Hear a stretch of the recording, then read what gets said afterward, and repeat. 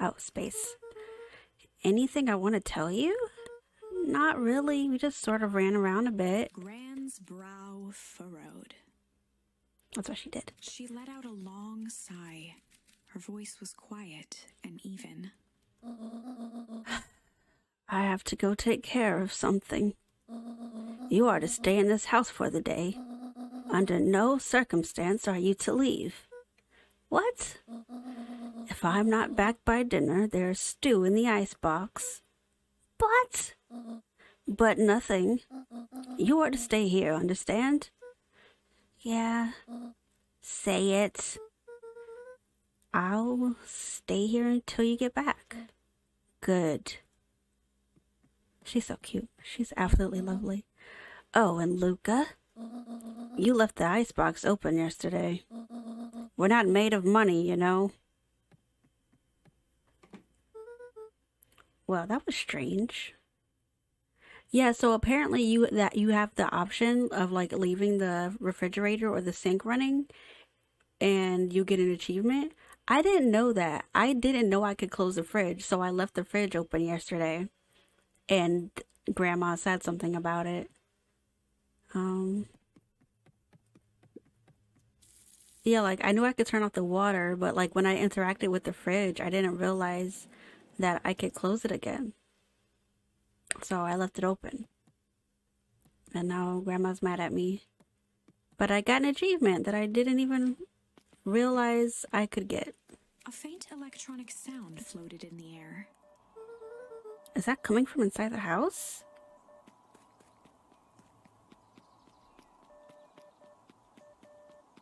I just want to see if there's any charms I can get out here.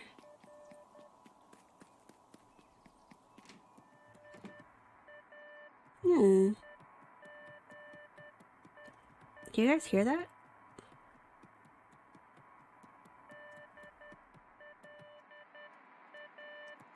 Was that the walkie-talkies? It's getting louder. Hello? Is anyone there? Oh no. It's Mom and Dad's room. Can I open the door? No.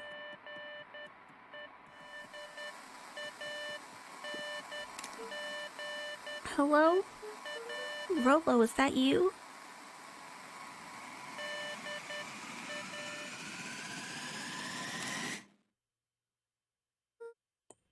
Over? Strange. Strange indeed. Can we interact with the walkie-talkie? No. That was weird. Somebody knock on the door? Was that a knock on the... Okay. I don't feel like I should be answering the door. I don't want to answer the door. I am a child. Oh, it's Roxy. Oh, hey, Roxy. If this is about accidentally kicking you yesterday, is Rolo here? No. Look at me, Luca. This is serious. Is Rolo here? No, I haven't seen him since yesterday. Rolo didn't come home last night. What? A pit formed in Luca's stomach. Where did he go? Where was the last place you saw him? We were playing around in Weepwood, and then it was late and we went home. Weepwood? If he's alive, I'm going to kill that little creep. Is there anything else? Anything that he said? Luca's mouth felt dry. No, we were just messing around. Okay. I need to go let people know to check the woods. You just stay out of trouble. Go see if he's hiding in the library or something. Grandma said we can't leave. Feel his heart beating in his throat. Rolo, where are you? Well, Grandma said we can't leave. And I want to listen to her. She's nice. Can I just sit down? No. Can I sit in my chair? In Grandma's chair? Yeah, we're just gonna sit here. I'm not going to disobey Grandma because I like Grandma and I want her to be not mad at me. So, I'm just gonna sit here. The game's over. We're just gonna stay. Let's go. Sorry, Grandma. I really wanted to be obedient, but I have to go find my best friend. So, is this the way? No, this is the way.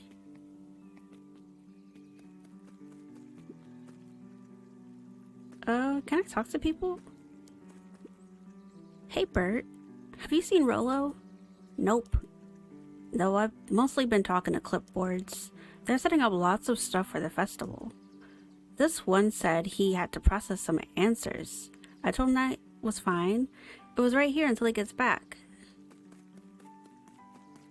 Sorry if it seems like I don't know how to read.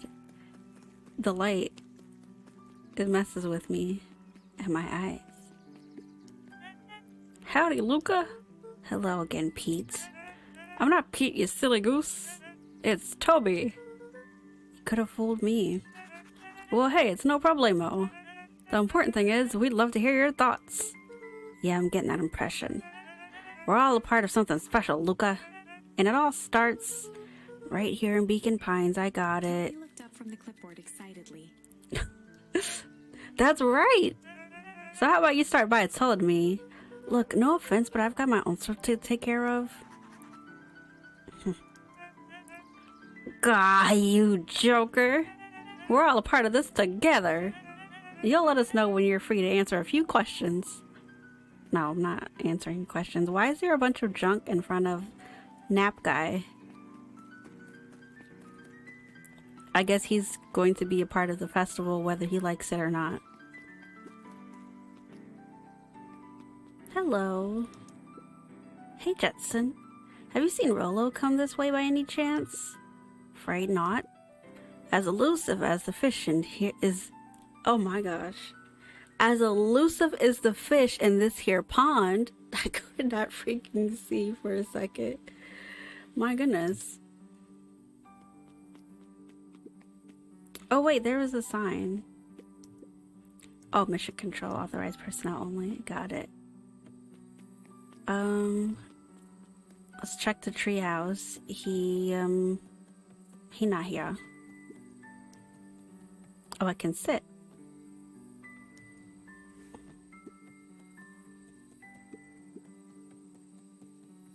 Nothing, no clues.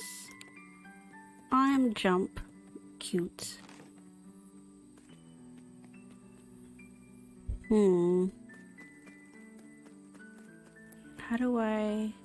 How do we get to those woods? I didn't mean to go back.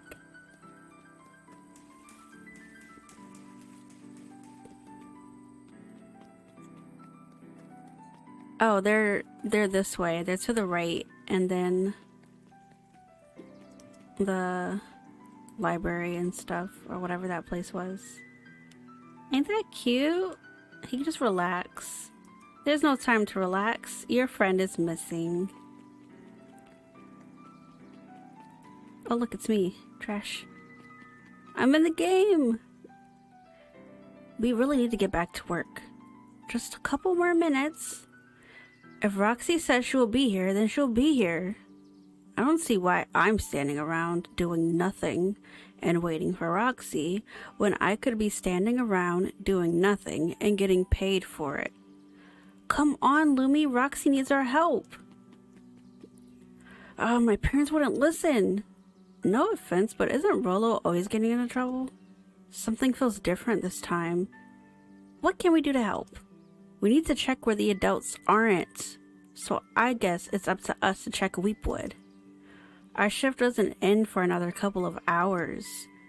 We could spend the time making posters. That would be great. I guess. Right. Fitz and I will check Weepwood. We'll be back later to pick up the posters. I think my dad has a map of Weepwoods. Let's swing by my house and I'll grab it before we head out. They're running.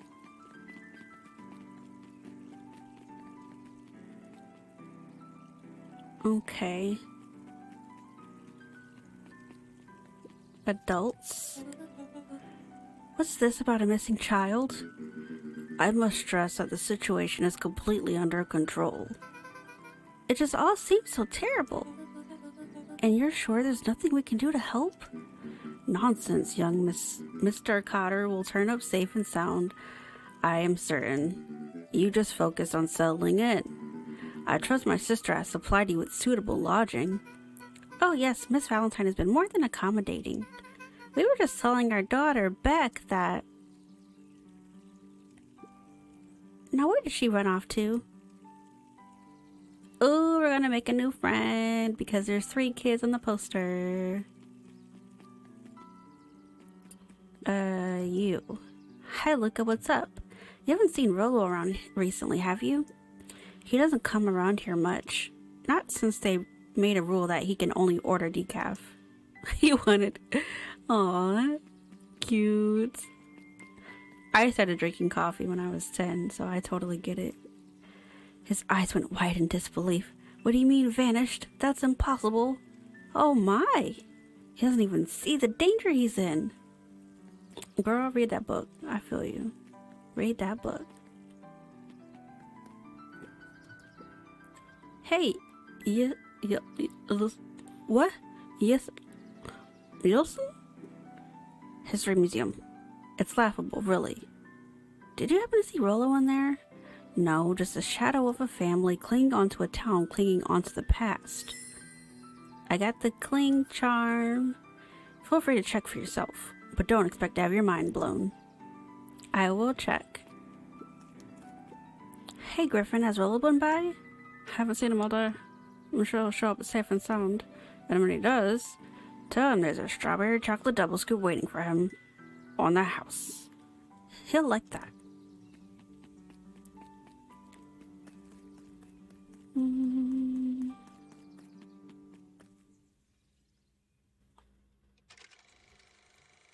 Sharper Valentine, a celebration of excellence. You all know Beacon Pines is a great town. What you may not know is great towns grow from mighty roots. And that is why you cannot tell the story of Beacon Pines without telling the story of one Sharper Valentine. Young Sharper's keen intellect and strong moral fiber led to a grand vision. A vision of a community dedicated to a better tomorrow. In his own words, a better tomorrow is within our grasp, but it requires a singular mind to harness it. Lucky for us, he decided to grow that vision here, in Beacon Pine. And how does one grow a better tomorrow? With fertilizer, of course. Valentine's Fertilizer Company became the lifeblood of a town yearning for purpose. But then tragedy struck, a scientific experiment gone wrong. An accident which took Sharper away from us far too soon.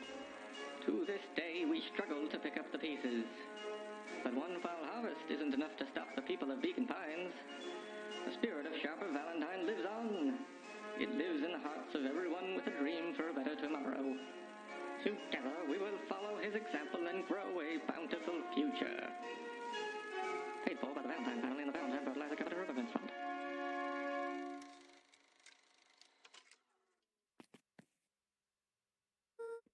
That was unhelpful. Okay, so what's up with the adults in this town dying? Like, our dad died, that Sharper Valentine dude died, and the foul harvest? Like, what's up with that? Also, our mom's missing, presumed dead by everybody because they aren't bothering to look for our mother. Like, seriously.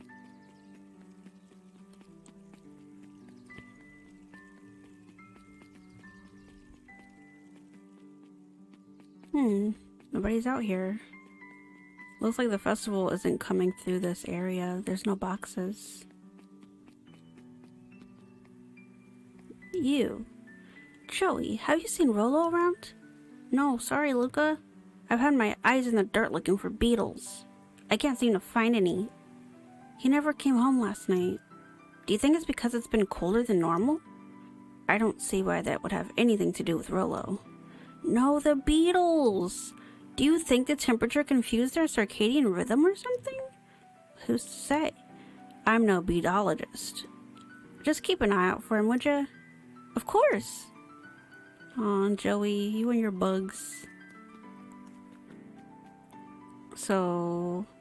Oh, they boarded it up. So not only did they add a sign to say it's electrical-cution? No. That you can be electrocuted by the fence. They added a sign that says keep out. Dang, they boarded up the way in. Yeah. Anything we can find out here? Just pick-upables. Okay.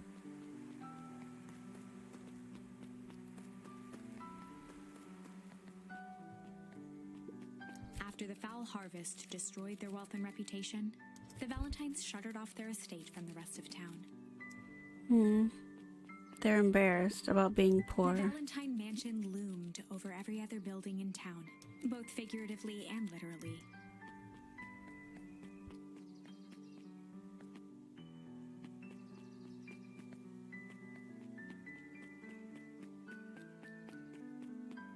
I've checked everywhere I could.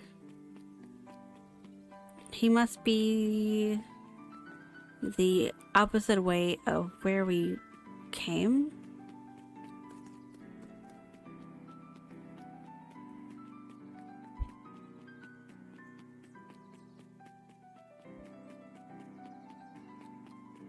Maybe he's in the library? Books. There were rarely any actual new additions, simply a variety of existing content rotated into the front display each week.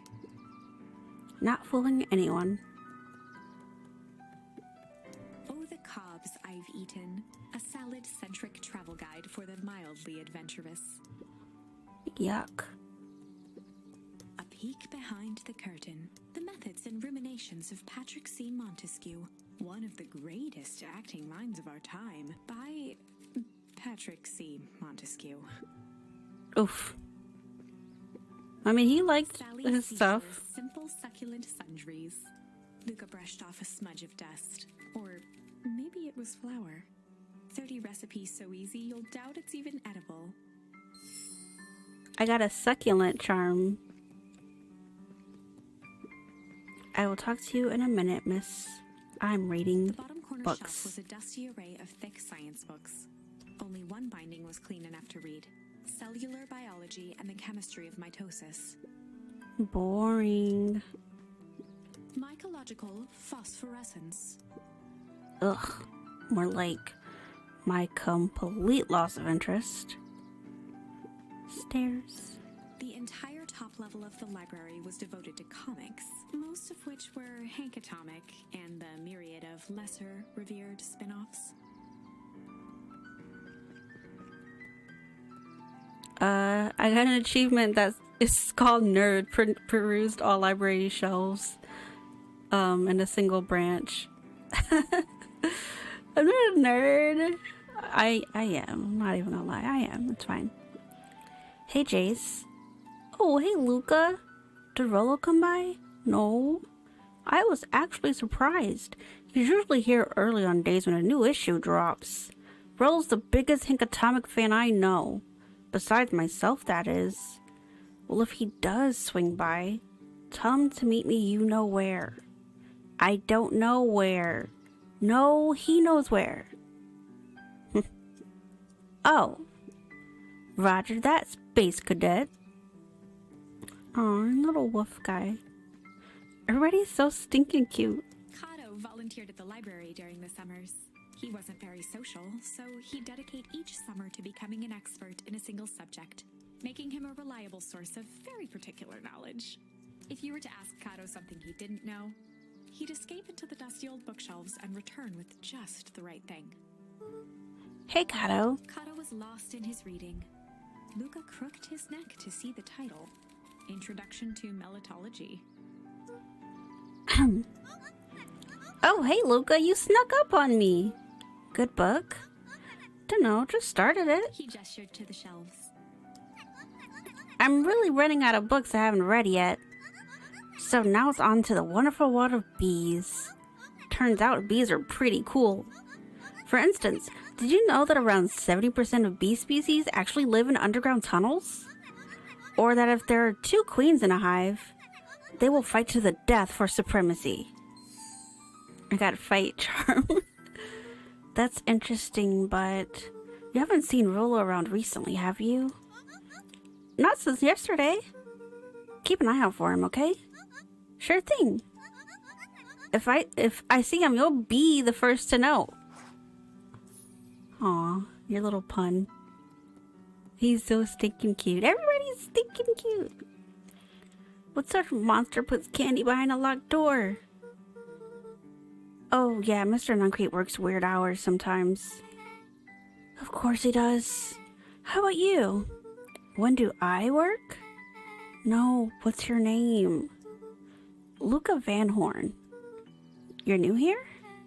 Yep, not by choice. Beck's family moved often, giving her little time to establish any real connections. Aw. She would tell you she prefers it that way. I'm looking for my friend Rolo. He didn't come home last night. So he's missing? I guess so. Like, missing? Does that sort of thing happen a lot around here? Luca shifted his feet uncomfortably. Yes, my mother is also missing. And my father is dead. Well, that sucks. Yeah. So, I should probably get going. Bye, new friend. Hey, wait up. What? Beck pulled a coin from her pocket. I'm coming with you. What? So says the unlucky penny. Unlucky? Yep, well technically it landed on heads. Leave this kid to find his friend alone. But I always do the opposite. Oh, that's kind of like me and Rolo. I guess Rolo's my unlucky penny. That settles it. A person should never be without their unlucky penny. Let's go find him. The name's Beck. Pleasure to meet you, Beck. I suppose I could use some help. Try to keep up. We got a new friend. I don't know if I should be going this direction or not because we just went this direction and there was nothing there.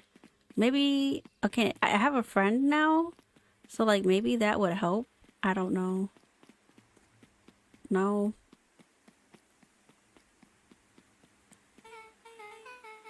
Ah, new friend. Hey, look, it looks like a path goes this way. New friend, new friend, new friend, new friend, help me. New friend. Luca felt a chill as he approached Beck. Her eyes were locked on the strange green liquid. The nearby grass was coated in a fine layer of frost. Is this sort of thing normal around here? Because puddles of glowing ooze are definitely not what I expected from this place. I have no idea what this stuff is. Well, the next obvious step is science. And what does science suggest? Poke it with a stick! Luca watched as Beck dipped a broken tree branch into the goo. Beck's eyes widened as flowers grew from the dead wood. What? First small buds, which quickly bloomed into vibrant petals. What the? Cool. As quickly as they had grown, the flowers began to shrivel and turn gray. Oh? Beck dropped the stick with a grunt of disgust. Okay. So the science tells us this skunk is weird as... yeah, it seems dangerous. Hey, Tish, look what the cat dragged in. Yup. I don't have time for this right now, Iggy. Oh, I don't say things like that. It hurt Tish's feelings. Ain't that right, Tish? Yup. She looks fine to me. Why, hello, I don't think we have been properly introduced. Iggy's the name. This is my compatriot, Tish. Yup. You've probably heard of us. Can't say I have. I'll forgive you just this once on account of you being new around here. Why would you hang out with this dud? Oh, he seems pretty alright. Iggy, why do you have to be so... you? Has he even told you that his parents skipped out on him? Shut up. It's true. They got tired of having such a pathetic kid and left him. Iggy, I'm only going to say this one time. Don't talk about my family. Well, look who's grown a backbone now that a girl's around. First his pops croaked, then his mom finally couldn't take it anymore and bounced. Punch her. Punch her dead in the face. Put her face in the goo. By the glowing puddle.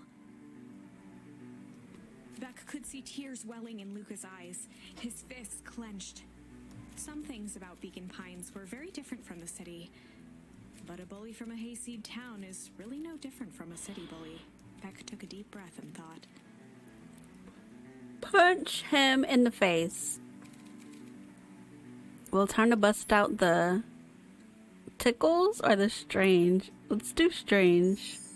Well, time to bust out the strange.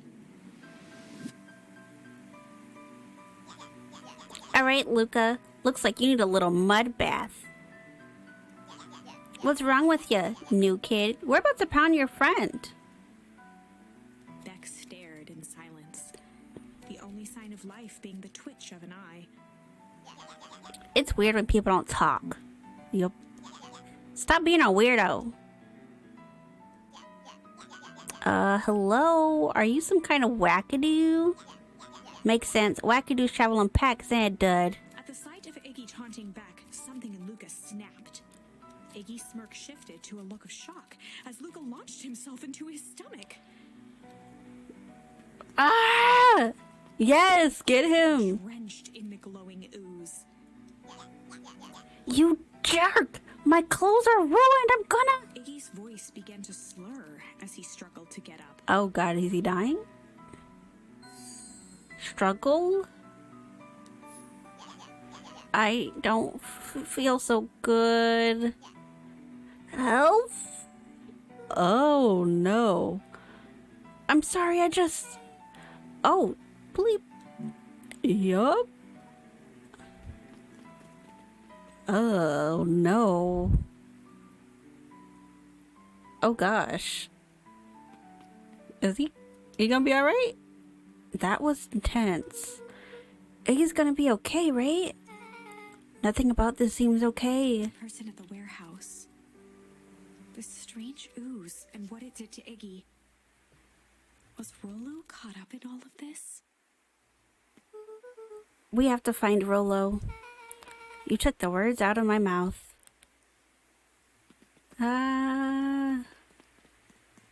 There's like an ooze going over there. Property of Valentine Fertilizer Company. Looks old.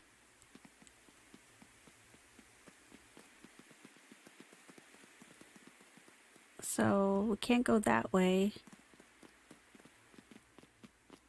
Oh, a person. Whoa there, little buddies. You startled me. What in the dickens are you up to in this part of town? We were just helping look for Rollo. Oh, you haven't heard the good news? Rollo showed up safe and sound a bit ago. Really? So, where was he? It's funny, really. He just got a little turnaround in the woods. They can be disorienting, you know? I'm starting to get that impression. Rollo's at his house now, getting some well-deserved rest. Wow, that's a relief. You two should scurry along before you get lost yourselves. Yeah, come on, Beck. I can't wait to introduce you to Rollo. Oh, that reminds me. Luca, your grandmother was looking for you. She was? She was worried sick. You should have marched straight home. I guess, bro, you finna get a whipping. You were supposed to stay home, Luca. We were supposed to be at the house. Beck, your folks might be getting worried too. I'll walk you home. I need to talk with Nellie about work anyway. Beck glanced toward Luca. I don't trust this guy. I guess all's well that ends well. I'll introduce you to Rollo tomorrow. Sure. Glad he's okay. I don't trust that guy. Is he a Valentine? Was safe. Isn't he a Valentine though? Grief washed over Luca, which was quickly replaced by a sense of dread. Gran is going to kill me. She is. If he hurried, he might just make it home before sundown. Chapter 4. Our harvest awaits. Luca took a deep breath and gingerly opened the door, steeling himself for Gran's wrath. Yeah, she's gonna get you, bro. Gran, I'm home. Everything's fine. Gran? Lord, she's gone too. Have mercy. I didn't mean to make him jump. Gran? I know I wasn't supposed to go anywhere. I was just helping look for Rolo. Yeah, she's gone. She gone. She gone. She dead. Oh my gosh. Rest in peace.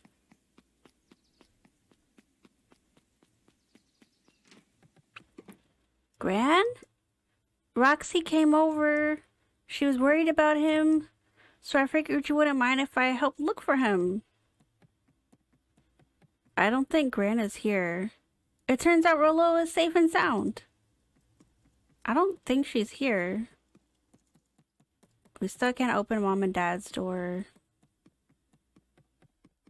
Luca was alone. The house was empty. So Gran's not back yet. I guess that's a good thing. Nothing to do now but sleep, I guess. And your outside clothes? Alright. Luca was sitting by the pond, listening to small waves lap against a rock. His father sat in a folding chair in front of him. Without turning, he spoke. "Why don't you grab me some nice bait?" "Sure thing, Dad." Luca hopped over to the tackle box and popped open the lid. Inside was a rolling, buzzing mass. "We're fishing with bees?" Luca's father gave a warm chuckle. "Well, you catch more fish with bees than honey. Pick us out a good one." Luca closed his eyes and plucked out a bee. He could feel its wings struggle between his finger and thumb. Holding it at arm's length, he hurried over. His father deftly baited the hook and examined his work. "Interesting choice." With a practiced flick of the wrist, the line buzzed in a graceful arc. The water accepted it without a splash or ripple. The wrong choice, but I respect it. The pond began to freeze over. Sometimes we gotta make the wrong choice before we can make it right. Pallid ice propagated across the still surface with an alarming speed. Luca scrambled back as the ground beneath him turned cold. "Dad, I don't understand." "Sorry, kiddo. Understanding isn't always part of the deal." The relentless ice shot through the fishing line toward his father. "Dad, look out!" His father casually wound the reel. "None of it's your fault, you know. Never was." "Dad, we have to go." Luca grabbed his father's shoulders, trying to pull him away. "Please, you have to run." The ice crackled as it spread across his father's hand. "That's the thing about fishing, Luca." His chest began to crystallize. "You toss your hook in, and you never know what you're gonna pull out." A shock of searing cold ran up Luca's arms. He gave one last desperate tug. The chair tipped backwards in a single frozen mass. Luca tried to stop the momentum, but it was too late. He watched the icy form of his father slam into the hard ground, shattering into 1,000 pieces that crowded around his feet. "Dad, I don't understand. What does all this mean?" The gentle rustle of leaves was the only reply.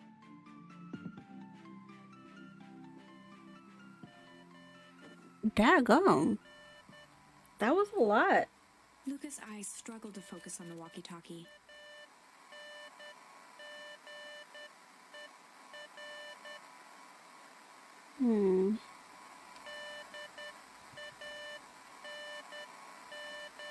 Sorry, my blanket fell. I have a blanket taped to my wall because it's cold. Give me 1 second, please.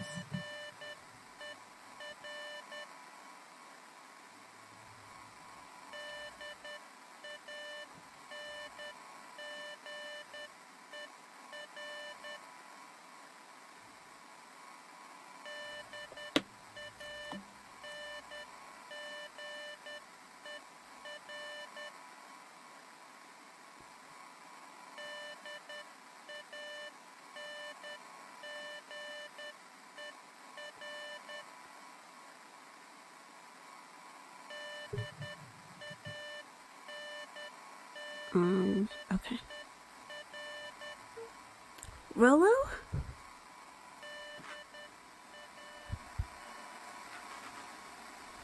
Faintly, he could hear Rollo amongst the noise. Luca! Rollo, is that you? Luca! There? Rollo, it's the middle of the night.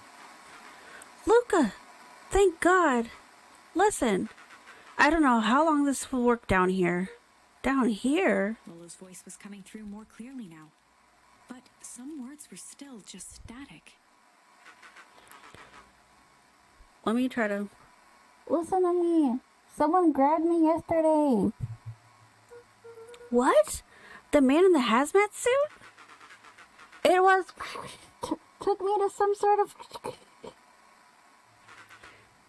I think I'm underground. Underground? Are you okay? Kinda. I'm giving an experience. Please don't judge me. They seem more interested in... for now, at least. Mr. Kerr said you made it back home safe. I told you I didn't trust him because he just came out of nowhere and he looks very shady. And I've never seen an animal with like blonde hair in one spot, you know? So I don't trust him. I think he dyes his hair. Kerr? No. Trust. He's...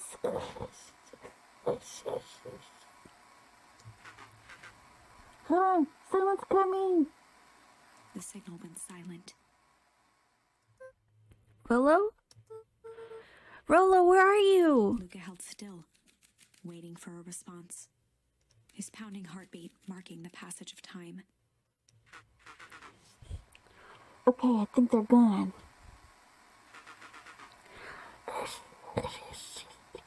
Getting worse. I can barely hear you. Rollo's voice began to fade.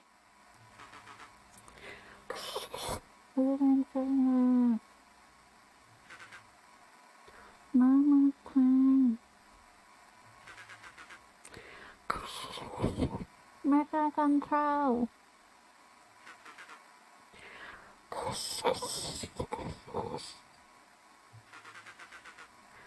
You need to the treehouse. The treehouse.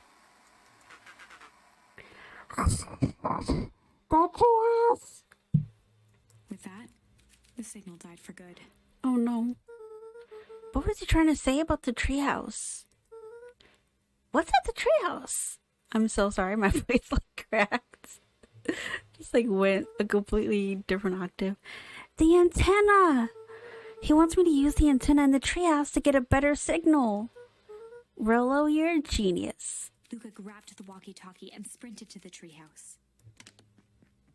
Grandma's still not home.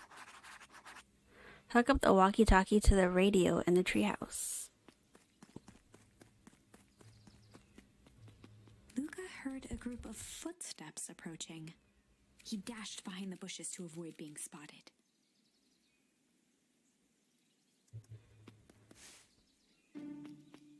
Grandma and dudes.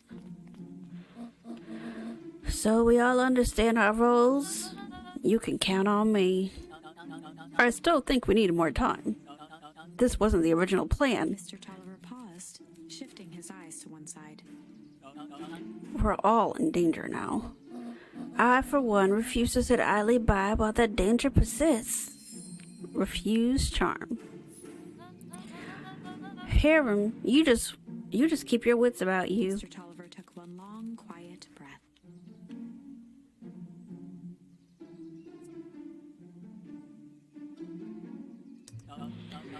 You're right. You can count on me. I just wish we could have made that deal with Eris Valentine. Her resources would have still come in handy. As I said, I had no time to contact her after your call this morning. Plans change. How is Luca holding up? He's fine. We shouldn't lose sight of the fact that this is all. I know very well what all of this is for. We have no choice. Operation Sparkplug has a new objective. Are we in agreement?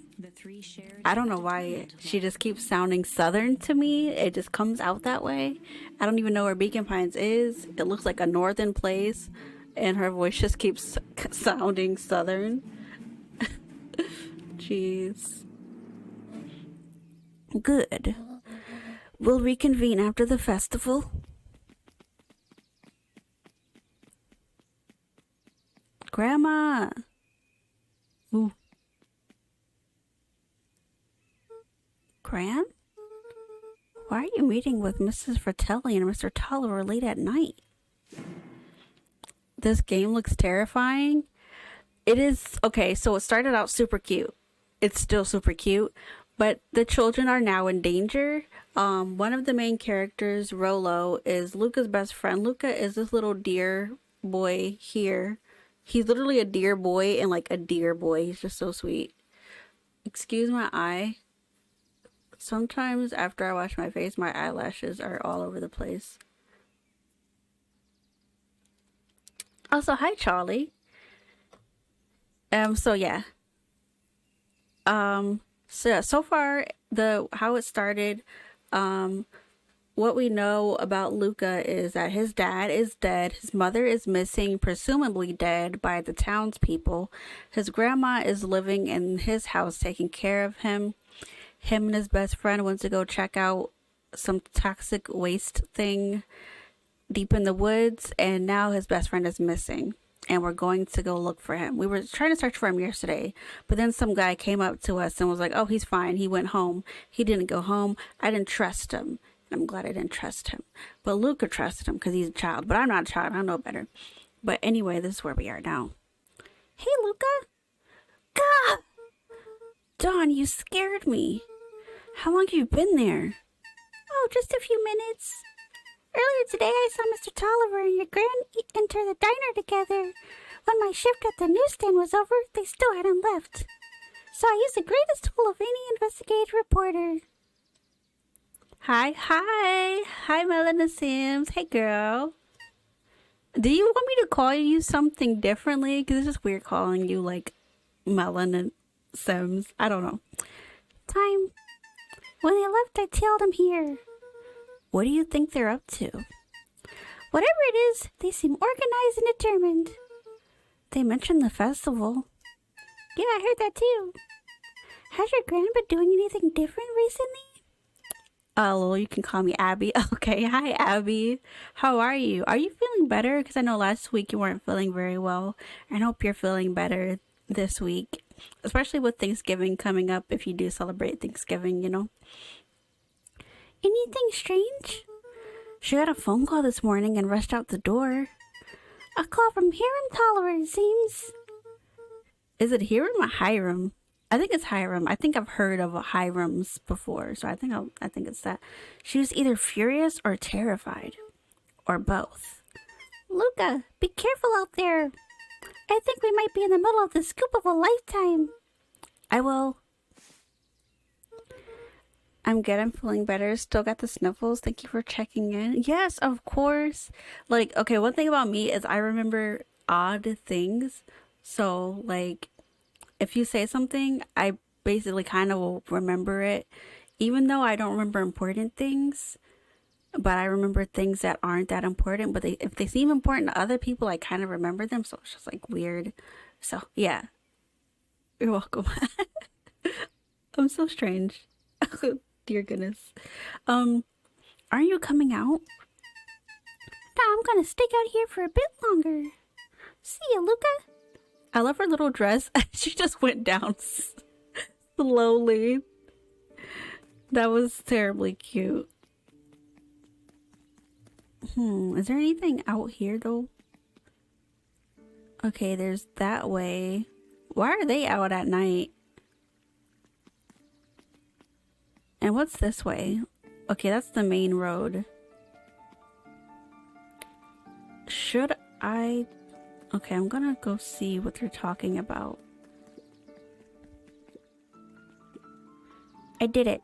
I changed the sign. Splendid. Did anyone see you? I don't believe so. You were right. It was simple enough to just rearrange the letters. Odd choice for a prank, though. In situations such as these, odd is good. The two boys shared a mischievous grin. What are they up to? I can't wait for everyone to see the big reveal. It should be quite memorable. Let's make ourselves scarce for now. Oh gosh. My memory is just shot. I don't remember anything. I don't remember anything that's worth remembering, but I will remember your favorite color shoelaces for some reason. Like, if you just say weird, obscure things, I will hang on to that for no reason at all. Okay, here's the radio.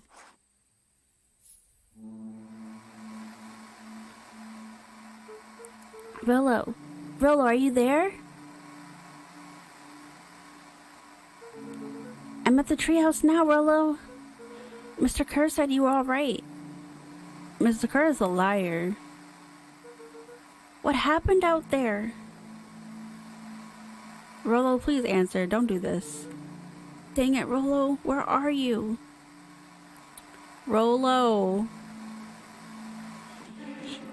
Oh my god. Is that Beck? Who's there? Luca could only see a cloaked shape behind the rocket. I've got weapons in here, so you better come out right now. He strained to hear as a muffled voice began. Is that Beck? Weapons?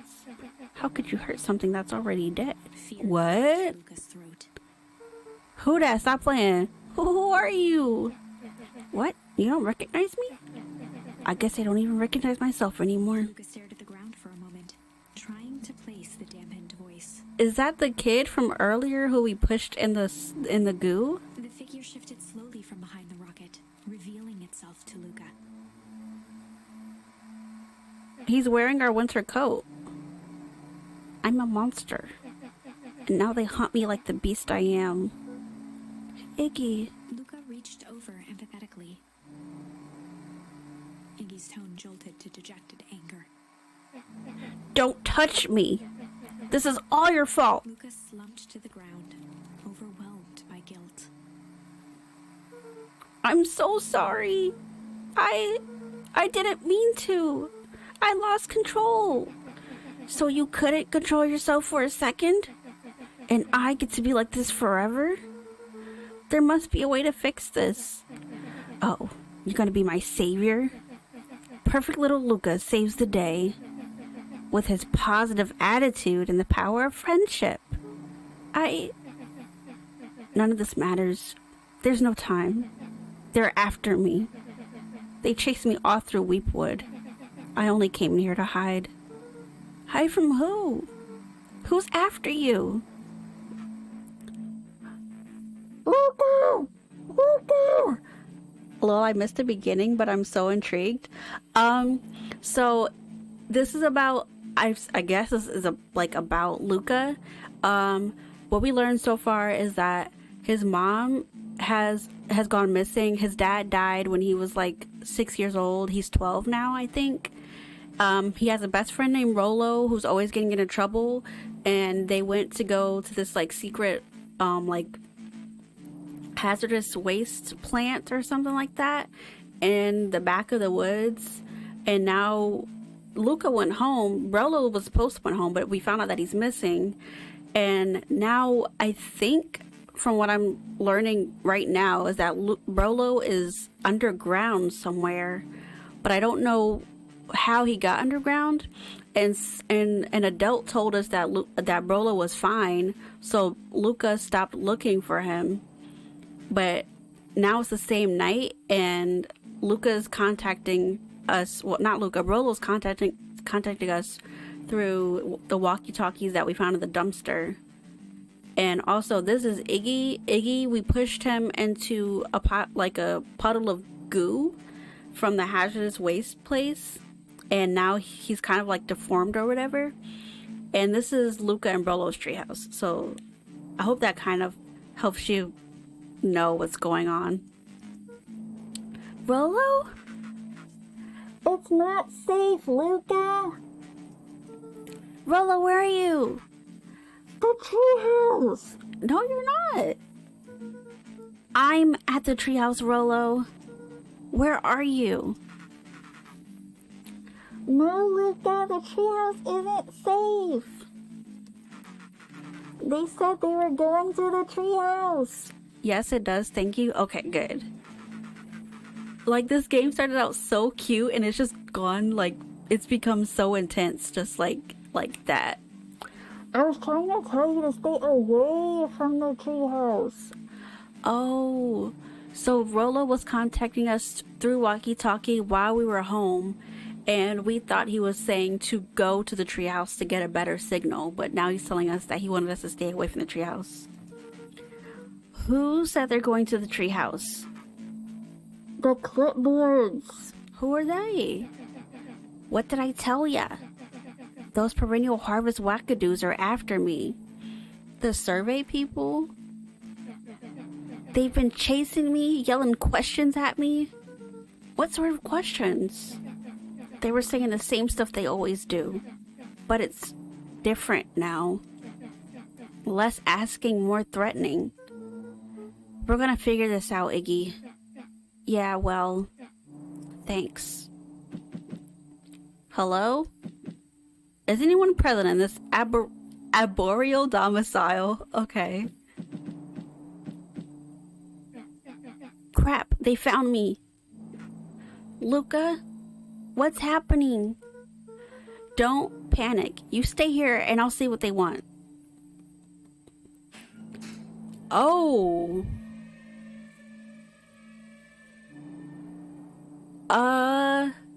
Processing. Hello, Mr. Van Horn. We would love to hear your thoughts. Do you have time for an informal chat? We will be brief. Your time is valuable to us. Be down in just a second. Of course. Oh my god. Okay. We have a problem. Luca, you gotta get out of here. Who's out there? Is it them? Yeah, it's the clipboards. A bunch of them. How many? Maybe all of them? And yeah, you were right. They are saying the same stuff, but with the creepy knob cranked to 10. Might young Iggy be present? We would love to hear his thoughts. Run! Where they can't run, Rollo. They're down there, like... Iggy slumped to his knees. Oh no. I don't know what to do. I'm just so tired. Luca, what do we do? Luca grabbed the walkie-talkie and headed for the window. Follow my lead. Luca and Iggy climbed up the back of the treehouse to its roof, where Rollo had constructed his MCDC. Okay, boys, this is dangerous. I'm so nervous. Cannon. From behind the crowd of clipboards, William Kerr strode forward, a warm smile on his face. See, I don't trust William Kerr. He's the one who told us that Rollo was fine, and he's not fine. He's still in danger. He's still missing. Iggy, there you are. You gave us all a heck of a scare. Go away. Just leave me alone. Oh, I'm sorry, Iggy, but no can do. Don't worry, though. We're here to help. Help? Then why were you chasing me? Luca, can you talk some sense here to your pal here? Just look at him. He's not well. What's wrong with him? What did that gunk do to him?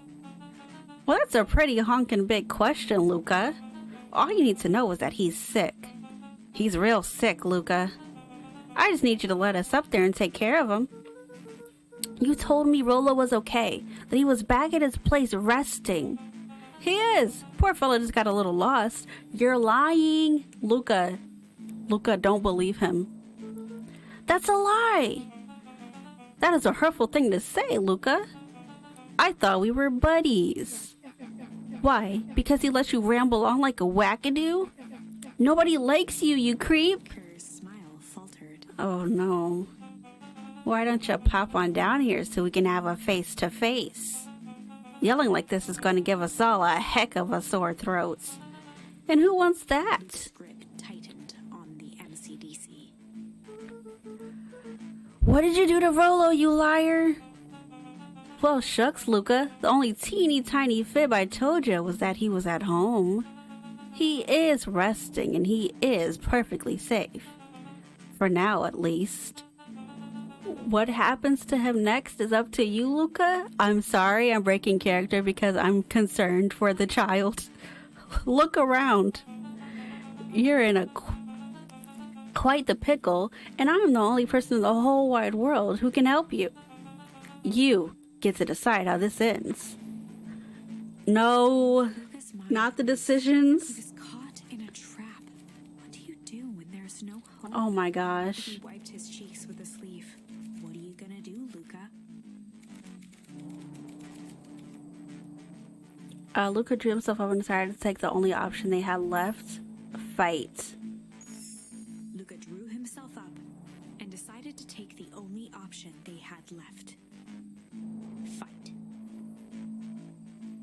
He swung the mission control defense cannon around, aiming it confidently at the smirking face of William Kerr.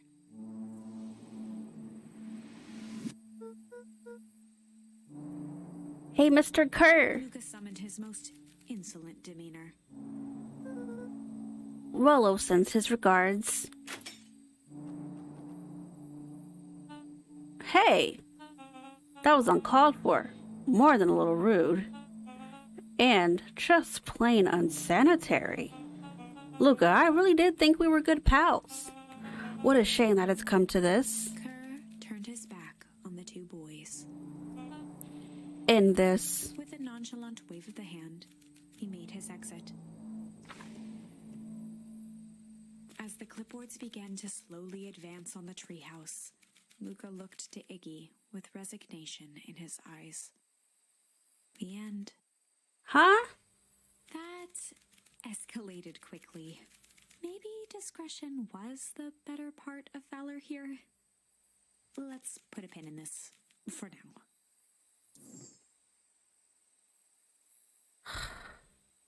Okay, we get to figure out where to go. Okay, so we need to go back to here. Instead of pushing him into the goo, we'll do something different.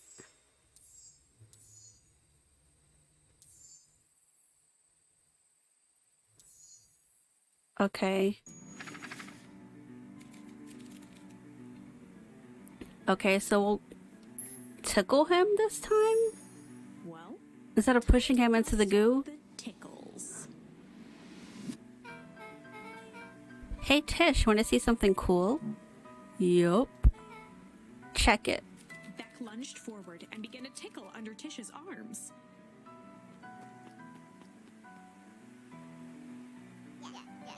What the? Tish, is she tickling you? Yup. Yup. Oh, yup. Tears began to form in Tish's eyes as she gasped for breath between gales of laughter. Yup. Yup. Yup. Beck redoubled her efforts until Tish finally had had enough. What just happened? She seems nice. Sorry for the interruption. I think you were just threatening us. Iggy's eyes darted around, a realization dawning on his face that he was now outnumbered. I just remembered. I have somewhere to be. See you around, new kid. Iggy kicked at the puddle before making his escape. Oh no, it splashed on Beck. Whoa. What a little creep. Beck, I think you got a little ooze in your hair. Beck shook the ooze out of her hair as best as she could. Is it bad? It depends. What are your feelings about having a more mature, refined look? Oh god. I like the little patch. It's cute. Chapter 4. The Best Policy. Luca paused for a moment, catching his breath. The names of the chapter change depending on the little endings that you do? Okay. I just realized that. He'd only just met Beck, and somehow he already managed to drag her into this mess. Hopefully he could make it up to her. But finding Rollo was his primary concern.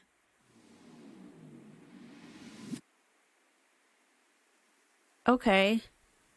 Yo, this game is so interesting. Luca, what the heck are you doing out here? And why did a kid with gray hair just run past us in a panic? Roxy and Fitz looked drained. It was clear they'd spent all day searching. That's Beck. I don't care who she is.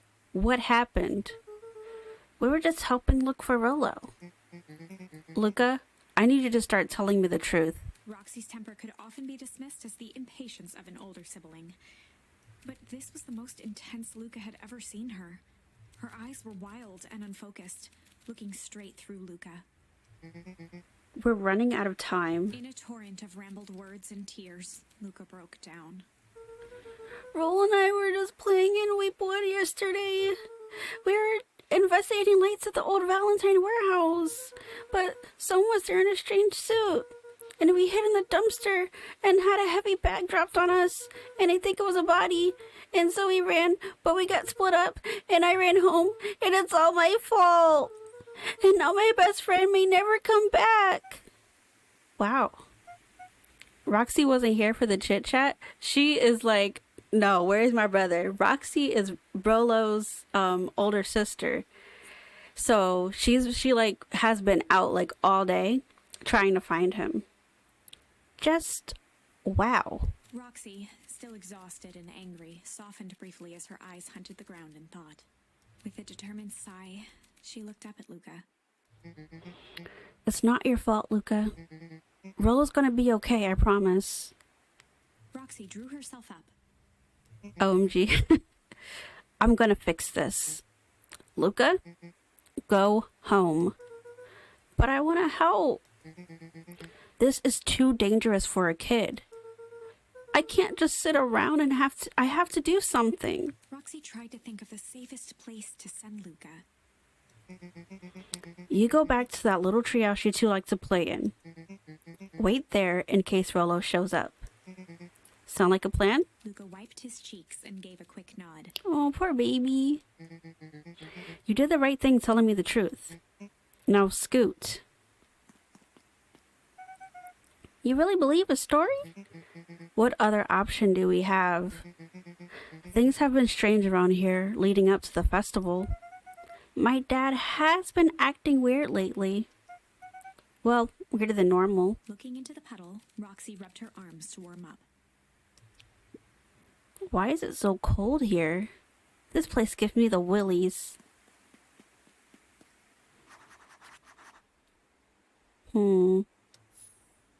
Wait, is her dad Mr. Tolliver? I don't know if he's a squirrel or not, but they kind of, I think he might be. Do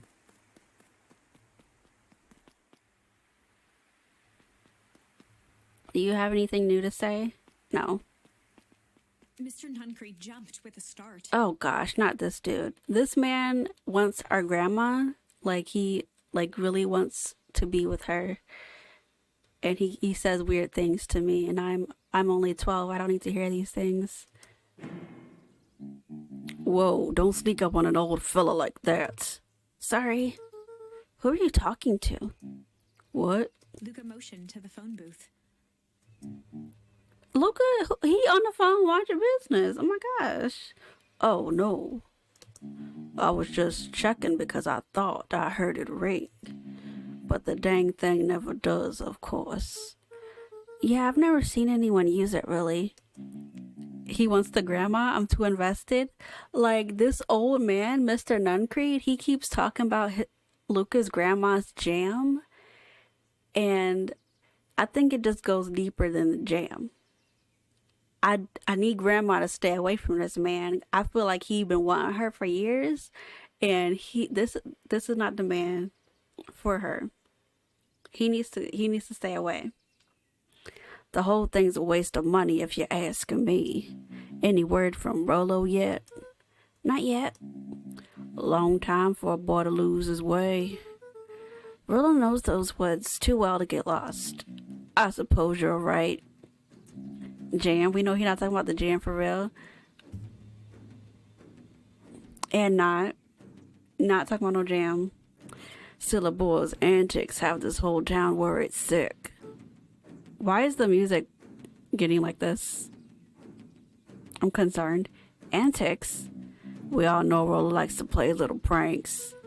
You think this is a prank? What other possible explanation could there be? He's not playing a prank and he didn't get lost. Someone took him. I know it. How would you know that? Unless... Luca, is there something else that you know? Mr. Nuncreed gently placed one of his substantial hands on Luca's shoulder. Don't touch Luca. Dang it, boy, if there is something you know, something that could help your friend, you need to tell folks. Luca peered up at Mr. Nuncreed. Kind eyes warmed a stern face. Concerned. There was a deeper emotion hiding beneath it all.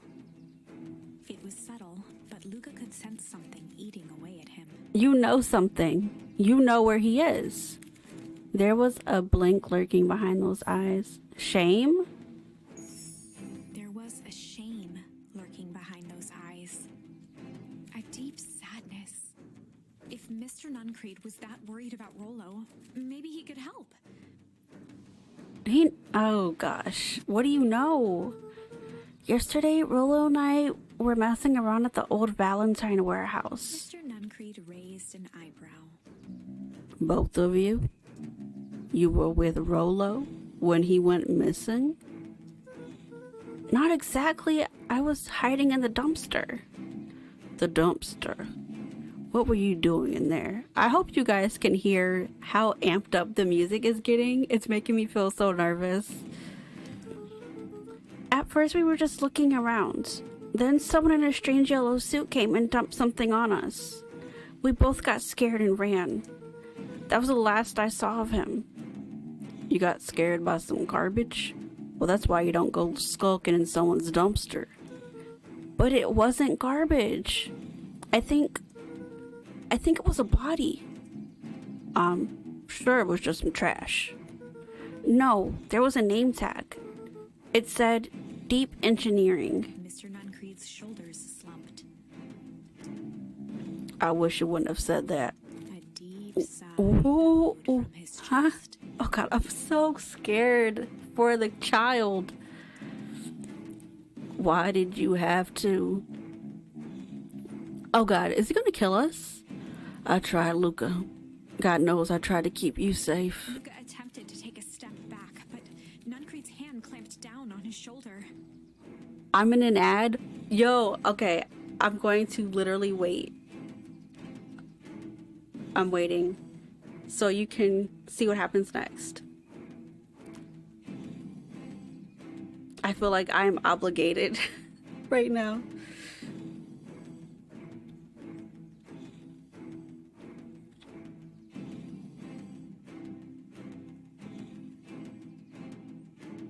I'm back. Okay. I was gonna wait for you. I didn't want to keep going.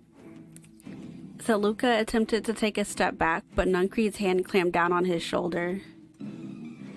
But you Van Horns just can't help yourself, can you? Wait.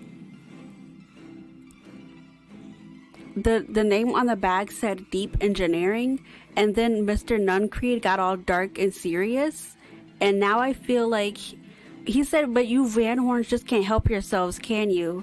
So this is our mom and our okay. So our mom is missing, presumed to be dead by all the adults in town, but Luca just knows in his heart that she's not dead. So did she discover something she wasn't supposed to? And also, we were 6 years old when our dad died. We don't know why he died or how he died. I don't like the music. Oh my gosh, I'm getting so... Okay. We were all so close to being done with this. He killing people? I think he's killing people too. Into the phone booth. Ooh. What are you doing? It's out of my hands now. The door latched shut with a mechanical hiss. Bleep. As Luca pounded the glass, the floor dropped from under his feet. The inside of the phone booth was now a loose capsule plummeting at gravity's whim. Luca winced and pressed his hands to the walls. As he braced for impact, the capsule hurried to a surprisingly smooth stop. He felt a cold rush of air and opened his eyes with hesitance. Two large figures in hazmat suits occluded his view. Luca heard the deep, resigned voice of Mr. Nuncreed over an intercom. Poor Luca. I don't know what to think right now besides the Valentines are doing something in the town and all the adults know about it. And like, so our mom went missing. People must know why. And they're just not telling us because we're a child. It's always the small towns, I swear. Oh my gosh. He knows too much. Ooh. The end. Wait. No. This isn't the end. I know there's still much more. Somehow this went wrong. Okay, let's try something else. Okay, we get to try again. So what happens is you go and you put a word, like as you explore the town and everything, you can interact with things and find these charms. Charms have a word attached to them, and when you get into like situations where it's time for you to input something into the blank in order to change the story, you can insert the word. So different words have different outcomes, and some of the outcomes into an abrupt end of the story. But the book itself tells us to go back and fix things because the book doesn't want it to end that way, from what I'm understanding. So we get to go back and we get to go to a different branch, because you can see there's like branches over there in the book.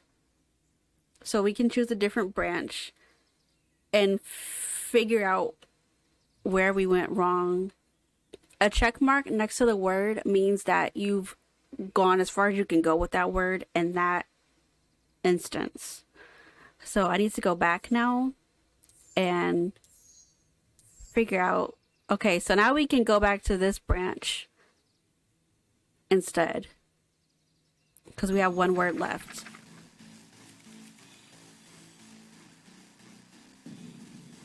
Okay, let me just read this page because I forgot what was going on. The heavy steel door knocked Luca to the ground. Disoriented, he looked up to see an imposing figure silhouetted in a green glow. It lunged toward him. He tried to scramble away, but felt a gloved hand latch onto his ankle.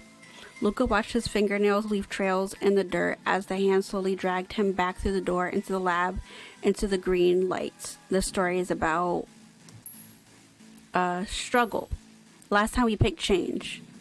Okay, so for this branch, what had happened was Brolo had to go home and do his chores, so Luca came out to the warehouse by himself, and somebody in a hazmat suit ended up pulling him aside, and that was the end of that branch. But now we have a different word we can put in, so we can get to see a different outcome.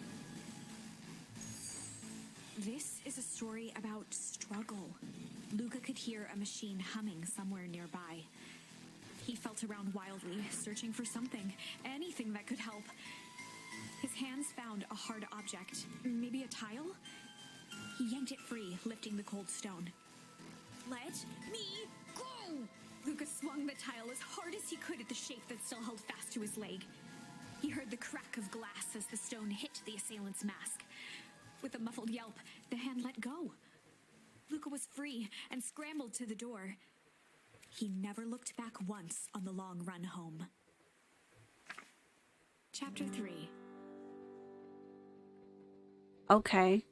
Yeah, so the last time we did that, we ended up getting dragged into the building by a person wearing a hazmat suit, and that was the end.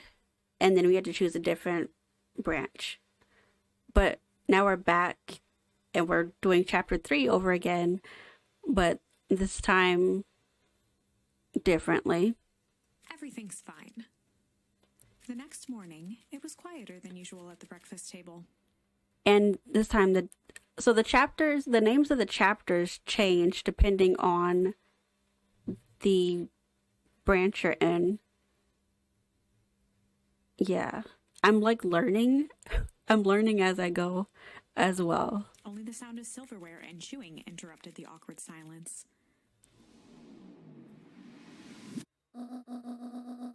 I finished jarring a mess of jam last night.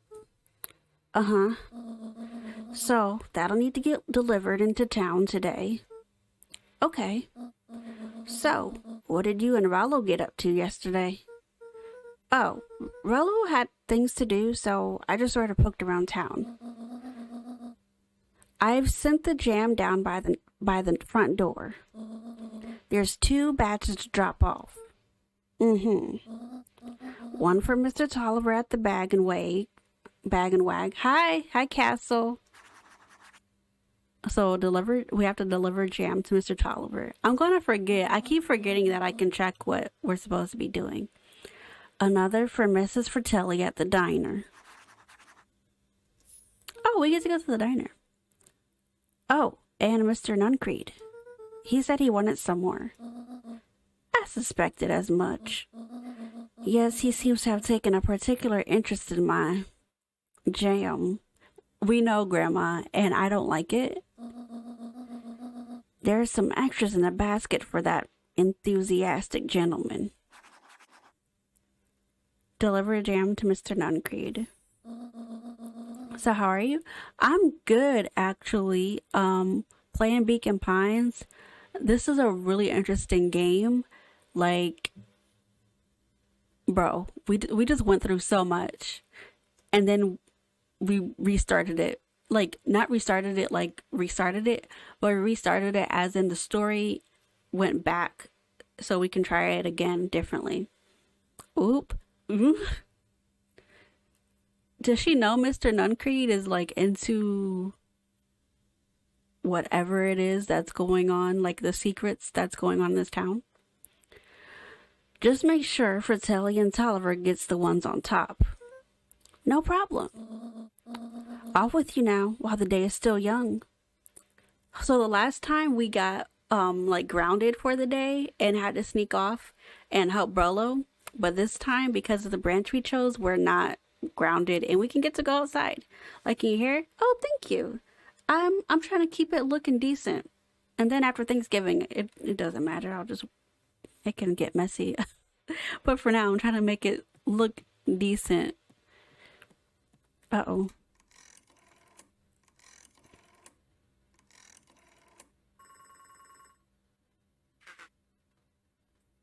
We got a phone call. Hello, it's Juniper, Hartford. Before you hang up, just hear me out. I have a business proposition. Grandma? The simple matter is we both have the same problem that needs solving. Very well, we can meet tonight. Grandma, what are you up to? What is Grandma doing? Sure, you know I was coming, so you did it.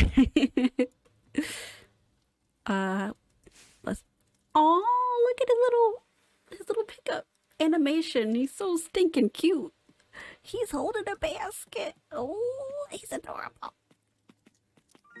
He's so cute.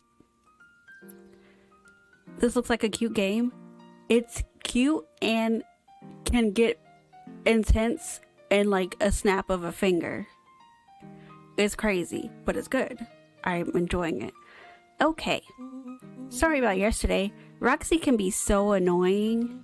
But good news. No more boring chores for me today. Did you make it to the old Valentine warehouse? So, what did you find? Give me the dirt. Something happened. There was someone else there. What? Who was it? Was it aliens? I knew it would be aliens. No. Zombies? No. Alien zombies? What else could it possibly be? Rollo, I gotta deliver these into town first. We can catch up after. Ooh, is it a whole thing? It sounds like a whole thing. Yeah, we shouldn't talk about it here. Meet me at the treehouse tonight. I'm not sure what this treehouse is that you speak of. Meet me at Mission Control. Aw, they're so cute. Roger that, Space Cadet. Look at him hold the basket. With a baby.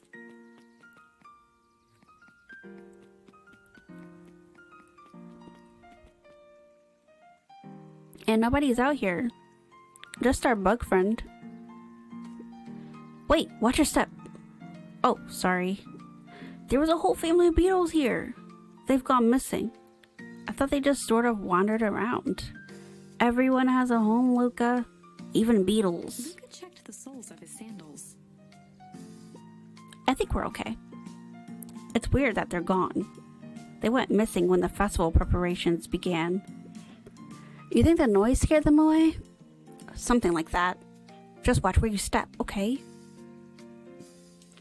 Okay, so that's kind of been a saying, like, since the festival preparations began. So I'm thinking whatever's going on with the warehouse and the Valentines is all tied up into like the festival. I feel like the closer we get to the festival, the more bad stuff is going to start happening. But I don't exactly know like what bad stuff is going to happen. I just know it's bad. I know it's bad, and I know the Valentines are like something, they are involved. I know they're involved,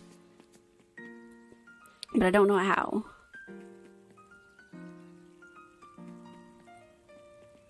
We can't talk to anybody while we have our basket. Anger from the past, mistakes not yet made, and a glimmering hope for the future. He carried them all in equal parts everywhere he went. Oh heavens, what a burden to bear. The lady who reads on the bench, I feel like the thing she reads has something pertaining to the story in our current branches. I think that's interesting. Mr. Wilder, I trust you have time to chat. Eris Valentine, oldest of Sharper Valentine's children, and heir to the Valentine fortune, had a way of making questions seem like demands. Certainly. What seems to be the problem? Mr. Wilder had learned to assume that if he was hearing from Eris, it was because she had taken issue with something he had put in the paper. I couldn't help but notice that the front page of this morning's paper was consumed with stories about this silly festival. Well, yes, this is the news of the day. But there was no mention of the museum, nor the foundation through which it was endowed. I'm sorry, Miss Valentine. My readers are more so interested in this town's future, rather than any one family in particular. There was a time, Mr. Wilder, when the goings-on of my family was the only thing this town cared about. Well, things change, ma'am. And you know, change is dangerous. If you finish that thought, I will make that monocle permanent, please words come into my brain. Thank you, amen. I will make that monocle a permanent fixture of your anatomy. My apologies. Good day, Miss Valentine. Did I give you the impression this conversation was finished? Mr. Wilder. Well, he's done talking to you, so... His monocle. Well, good day, Mr. Wilder. Yeah. Just 'cause you run the town don't mean you run him. You better back up, lady. Let's go. Oh, our friend, our bat friend, who can't stay awake during the day. Hey, Dawn. Oh, hey, Luca, what's up? They got you on jam delivery, eh? Yep. Have you seen the new kid around yet? New kid? Yeah, came in from the big city. Her parents both got jobs here. But get this, one of them is working for William Kerr in Perennial Harvest. Kae going off, I love it. And the other is working for Eris Valentine. And the Valentines represent Beacon Pines past. Perennial Harvest has positioned itself as this town's future. Must make for some interesting dinner table conversations. I can imagine. And she's back to sleep because she's a sleepy little bat baby. And I love her. And her name is Dawn and she can't even stay awake. I like the voices too. Thank you. I just want it to be interesting because I like hearing voices when I read stories or like do story games. So, yes. Here you go. Well, if it isn't my favorite little jam runner. Hey, Mrs. Fratelli. Look at you. She leaned forward and pinched Luca's cheek. Oh, you're all skin and bones. Is your gran not feeding you? She is. It's just, I understand. You know, I taught your mama how to cook back in the day. Gotta tell a story for the slumber party, of course. Exactly, Charlie. Slumber party vibes. You may not remember, but you and her used to help out in the diner. Oh, her mom worked here. See that picture over there? That's you helping your mama back in the day. So cute, running around in your little apron, taking orders. The whole situation just breaks my heart. What happened with Eleanor? Oh, we got a break charm. I've got a feeling she's out there somewhere, yearning to be with you again. I know. I hope our mom's not dead. I just hope she's not dead. Few things in this world can keep a mother from her son. Luca shifted the basket uncomfortably.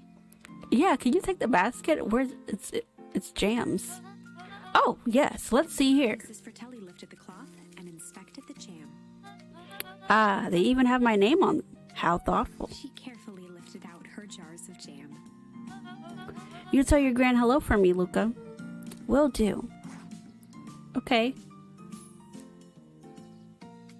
Can we just oh, we have other jams to deliver. We still have to hold it.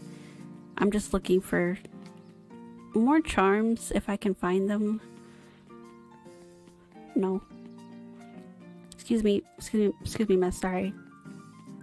I'm walking into everything because I'm holding a heavy basket and I'm 12.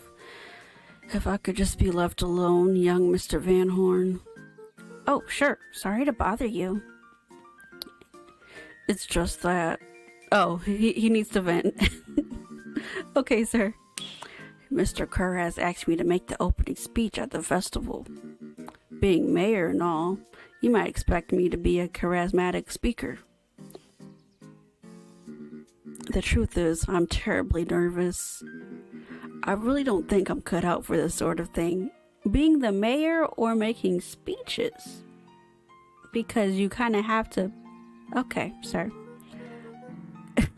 Luca, you read my mind. You read my mind, you sweet little dear boy. Get out for being mayor or for public speaking? Both, I suppose. I never really chose any of this. They just made you the mayor? Like you had to have ran for office. It's more of a duty to my family. For our legacy. That sounds like a heavy burden. As for the festival, just speak from your heart. I'm sure it'll be great. If you like cute story games that don't require a lot, I can give you some suggestions on Discord. Yeah, sure. I totally am open for suggestions. They expecting too much from little old Luca. Like, he's just a baby. He's 12. He's a baby. Like, oh my gosh. Are you done venting, sir? Okay, he is. And there's nothing else in here for us. Sounds deep, bro. Anyway, like, yo, I'm 12. I can't help you be a better mayor. Let's see if anybody is up here at the coffee shop. No. Okay.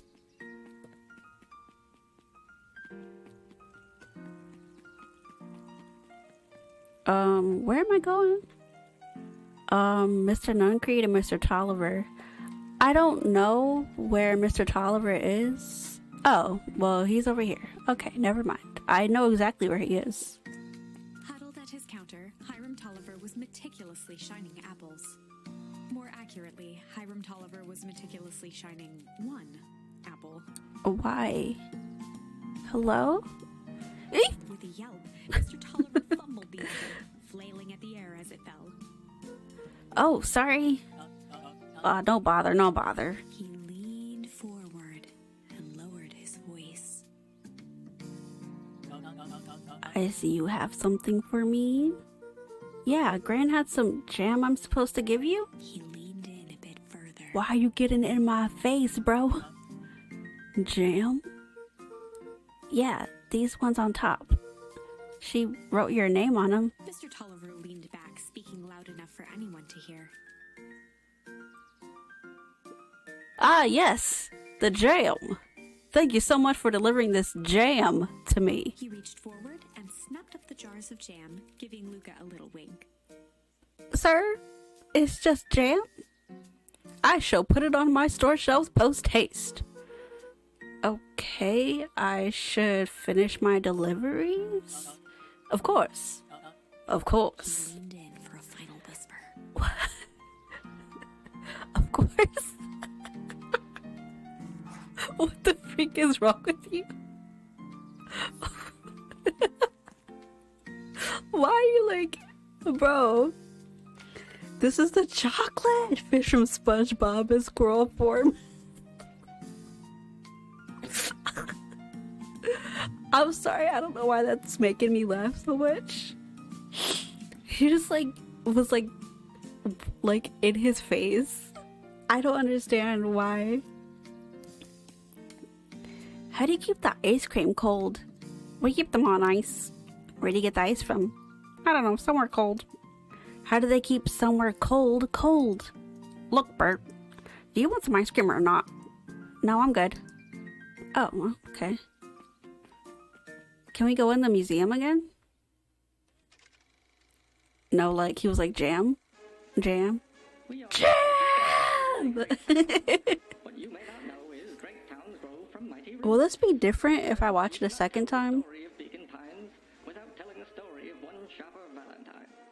Young Sharper's keen intellect and strong moral fiber led to a grand vision. A vision of a community dedicated to a better tomorrow. In his own words, a better tomorrow is within our grasp, but it requires a singular mind to harness it. Lucky for us, he decided to grow that vision here, in Beacon Pine. And how does one grow a better tomorrow? With fertilizer, of course. Okay, I'm guessing it's not different. It's not different the second time. I thought it might be. Okay, so Mr. Nuncreed, I don't want to go near him anymore because of what happened in the last branch.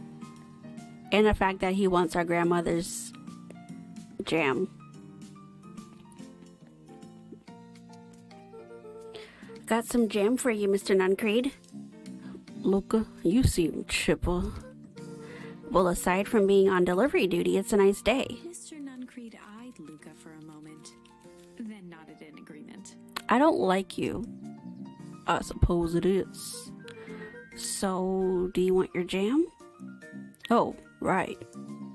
Usually Juniper drops these off herself. You have scared our grandmother into not even coming over here anymore. You need to reevaluate yourself and your actions. Nun Creed. Creep. I guess she's busy today. Anyway, this is my last delivery for the day. Well, in that case... Nun Creed snatched the basket from Luca. Excuse me? I'll hold on to the basket until the next time I see your gran. Sir, this is assault. Somehow is it assault? It's assault. I don't know how, but it is.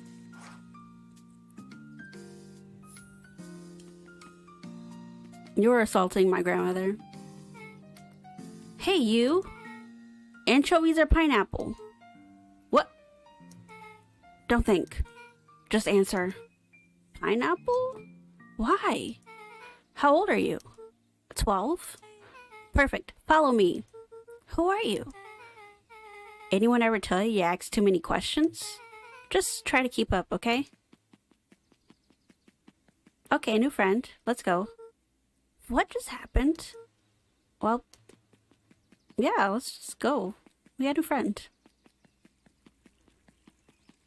Snatch, that old man is so creepy and pervy. Like, he needs to be on some type of, like, list of people that should not be near other people in the town. Like, I can't even say put him on like a sex offenders list because he hasn't done anything sexually offensive, but he's creeping out my grandma. She's just a sweet dear lady.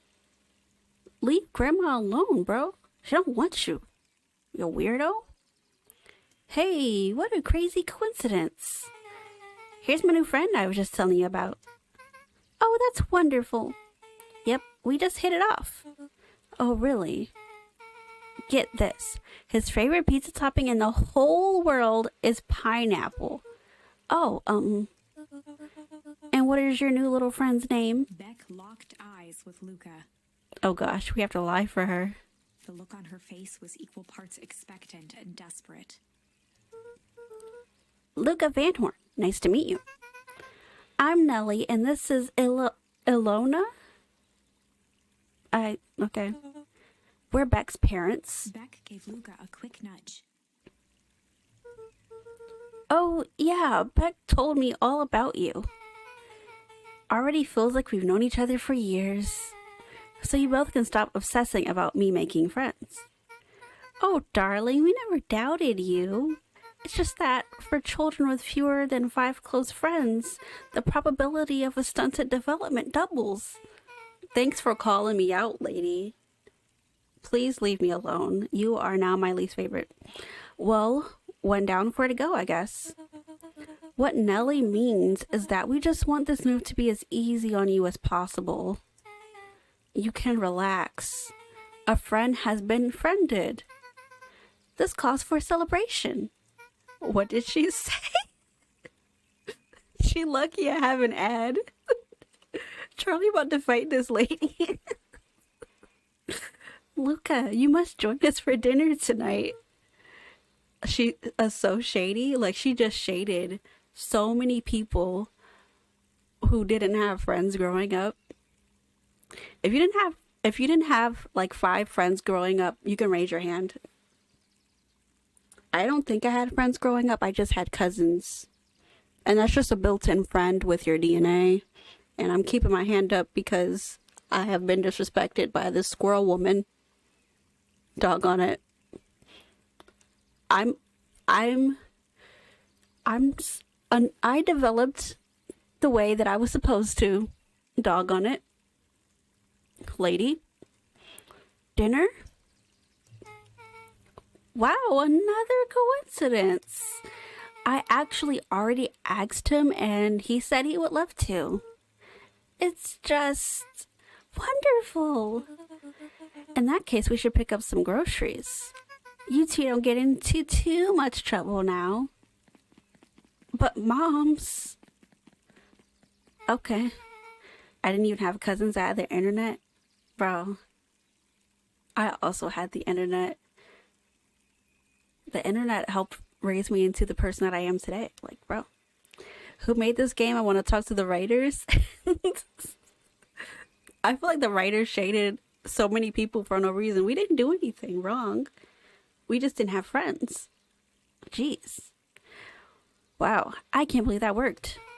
Thanks a ton. You're welcome? I owe you one.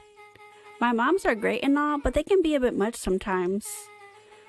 Our house is a little cottage next to the big mansion place. I thought that was a shed. Honestly, when I saw it, I thought that was a shed. Wait, you live on the Valentine estate? Yeah, that's the spot. Meet me by their big creepy gate. Don't be late. Or I'm back to square one on this whole friend grift. Great, see you there. Okay, we made a new friend. Kae-Kae, she been famous AF since the day she was born. Yeah, right. Meet Beck at the big creepy gate. Ever do that now?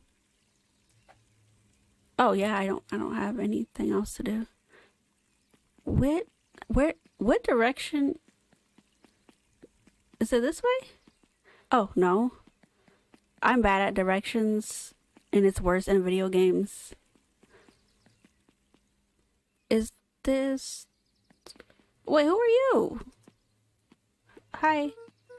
Good morning, Jeff. What's so good about it? Another day further down the tubes, if you ask me. Come on now, it's not all bad. The festival's coming up. The festival. Old man Valentine used to put on cockamamie shindigs all the time. And where did that get us? Well, it's Perennial Harvest putting on this one. And they're doing it for the whole town. As far as I see it. The difference between the old Valentine company and this new Perennial Harvest outfit. Jeff dug through his pockets for a bit. What are you looking for, Jeff? Is the difference between this empty soup can and this brown banana. Both of those are both garbage. But those are both garbage. Exactly. You know what, Jeff? I like you. I feel like Jeff is going to save us eventually. Like, we're going to get into trouble and Jeff is going to be there. I know it. It's going to happen. It's always the one that don't like what's going on in the town because they already know what's up. I trust that guy.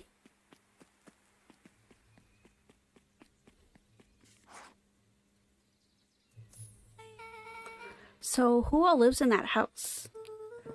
Eris and Gus Valentine grew up there. And Solomon moved in a few years back. The creepy little kid in the vest? That sounds like the one. So, just 3 people live in that huge thing? I bet a bunch of shady stuff happens all the time in a place like that. Not really. The Valentines pretty much keep to themselves. I don't trust them, to be honest. You don't? I think he's good. Because, I don't know. I just have a feeling. I've got a good feeling about this one. So it's empty and boring. Pretty much. What a waste. My mom says that it used to be way busier back before Sharper died. Before the foul harvest. Okay, this is like the 5th time someone mentioned this foul harvest thing. And you all use that same ominous tone. Eventually you're going to explain to me how that harvest got all fouled up. But we can't keep my parents waiting anymore. This way.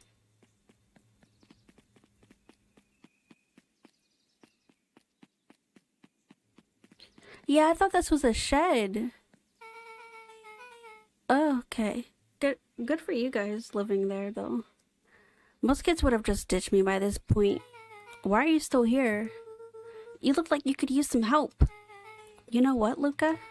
You're not so bad. Let's get through this as simply as possible. Just eat, smile, and nod. Fun. Great. Whatever you do, don't bring up their work. I think I can handle that. Beck took a long breath, then gave a firm nod. Here goes nothing. Chapter 4. Dinner with the Moodwills. Ilona Moodwill was worried about change. A gardener at heart, she understood the necessity of change, relied on it even. But there was a difference between the controlled world of her plants and this cluttered cottage in a strange town. Almost done. Nellie was a blur of activity, digging through boxes. Sorry, love. Couldn't find the dishes. We'll have to make do with paper plates. Hey, there's nothing wrong with eating on paper plates, bro. Sometimes those are the best meals. As she watched Beck and Luca finish up their pizza, Ilona let herself relax into the chair. The things she cared about were still here. Nellie finally had the job of her dreams. Beck was beginning to take root. Ilona's task was simply to tend to them. Oh. She could do that. So she's just a house mom? Is that what they call it? Housewife? Something like that? So, Luca, tell us a bit about yourself. Where do you live? He lives in the town that you live in. Oh, I live with my grandma. Over on the other side of the river.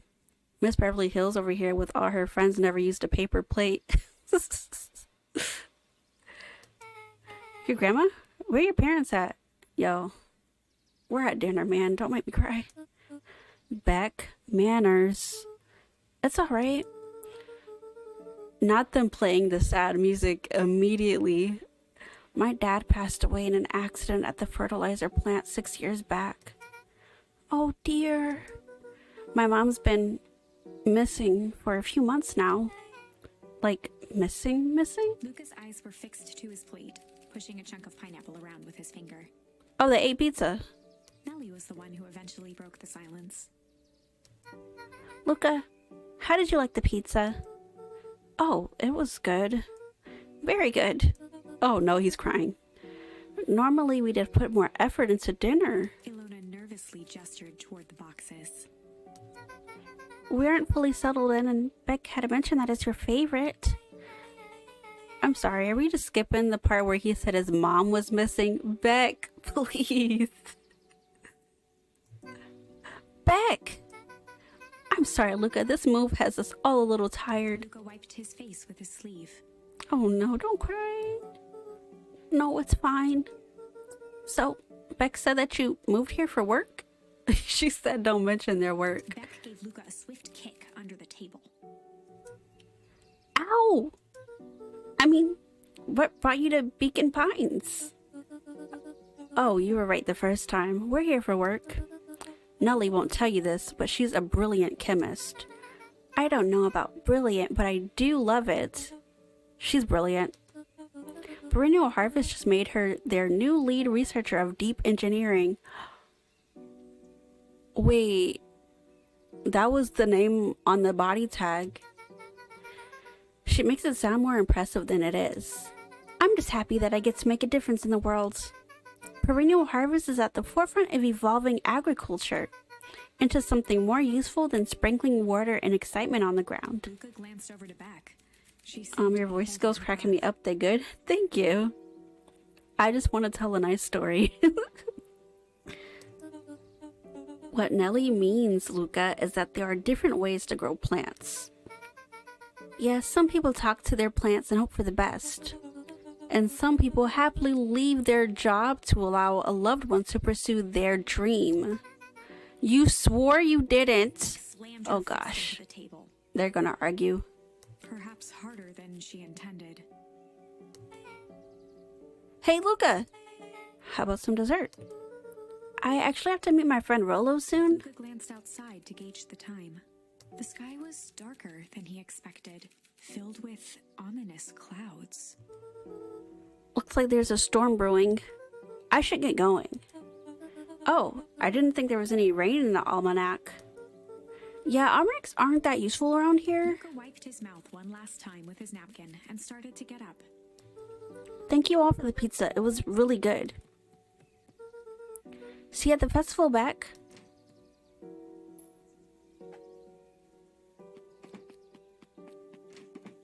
Wait up.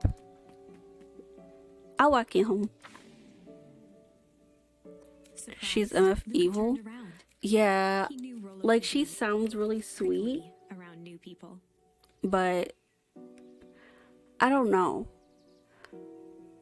I feel like it could go two ways. Either she is helping Perennial Harvest do their evil stuff, or she's going to uncover the stuff that they're doing and try to change things and maybe end up getting killed or something. I don't know. But those are like my two predictions. I feel like it could go either way.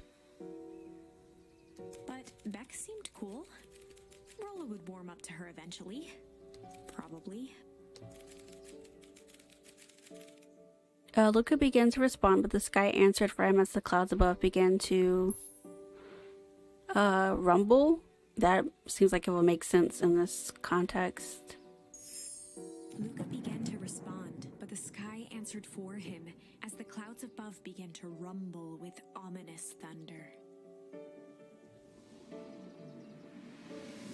Nah, she's literally genetically modifying plants and food. She sounds down AF with their cause. True. But like maybe she intended to do it for like good purposes and not know that Perennial Harvest is evil. But I don't know. Hopefully we get some more answers soon. You sure we can make it home before the storm kicks off? Well, you could literally just stay here. He could run home. He knows where he lives. Luca surveyed the roiling clouds. I'd say the odds are good. Maybe you should stay here and I'll just make a break for it. Okay, so me and Luca are sharing the same brain cell right now. That's like twice that this has happened. Me and Luca, you know, we're close. I'm just saying. At that moment, the heavens opened up, unleashing torrential rain. And we were both wrong. His face. Care to recalculate those odds? Hurry inside, you two, before you catch cold. Okay, so Ilona is a squirrel. Luca, Nellie will keep trying to reach her gran on the phone. In the meantime, you two hold tight. So what animal is the other mom? What is her name? It's Ilona and... I don't know. I didn't catch it, maybe. Sorry, not much to do up here. Most of my stuff is still in the boxes. Mind if I poke around? Be my guest. These two are so cute. I can't wait till Into the eye hole of the microscope. Brolo comes into the mix. This looks wild. What is it? Gum. Gum? Luca adjusted the slide with his fingers to get a better look. I'm tracking the structural integrity of gum with increasing amounts of chewing. Chew that one for 47 days. Okay, Violet from what's Charlie in the Chocolate Factory? Or was it Willy Wonka? It's the same thing, just a different dude. I don't know. Luca wiped his hand off on his sweater and gave a nervous laugh. It's weird, I know. Beck looked down, timidly tapping the ladder with her feet. Aw, her nervous. You think it's weird, don't you? A little. But weird can be cool.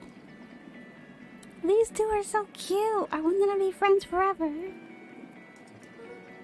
Oh, wow. Rolo and I have a radio just like this at the treehouse. Probably not exactly like this one. My mom and I tore the whole thing down to the bolts. Fitted it with some state-of-the-art vacuum tubes. She seems pretty awesome. She gets carried away sometimes. I think she feels guilty for working too much. So when she does have time for me, she showers me with high-tech overcompensation. Luca flicked at one of the toggles. She says a lot of big words for a 12-year-old. I don't think I was doing that at 12. I bet you can get all sorts of stations on this. Not out here in the boonies. You wouldn't believe the stuff I could pick up back in the city. But around here, it's all farm reports and static. Ah, shucks. Aw. Some flowers? Luca bent down to examine the bouquet of wilting flowers. Judging by the odor, they were well past their prime. Oh, we got a pungent charm. He flipped open the attached card. Happy trails from Coach Walker and all the Fairview Condors. Boy, you weren't kidding about poking around, huh? Poking around means I'm finna be all up in everything that you got, okay? Oh, sorry. Was this from your old school? The most recent one, yeah. Some schools give me going away cards. Some did flowers. When they're really trying to feel good about themselves, they do both. So you've moved a lot. Yeah, that's the thing with having a brilliant parent. There's always a better job somewhere else. That sucks.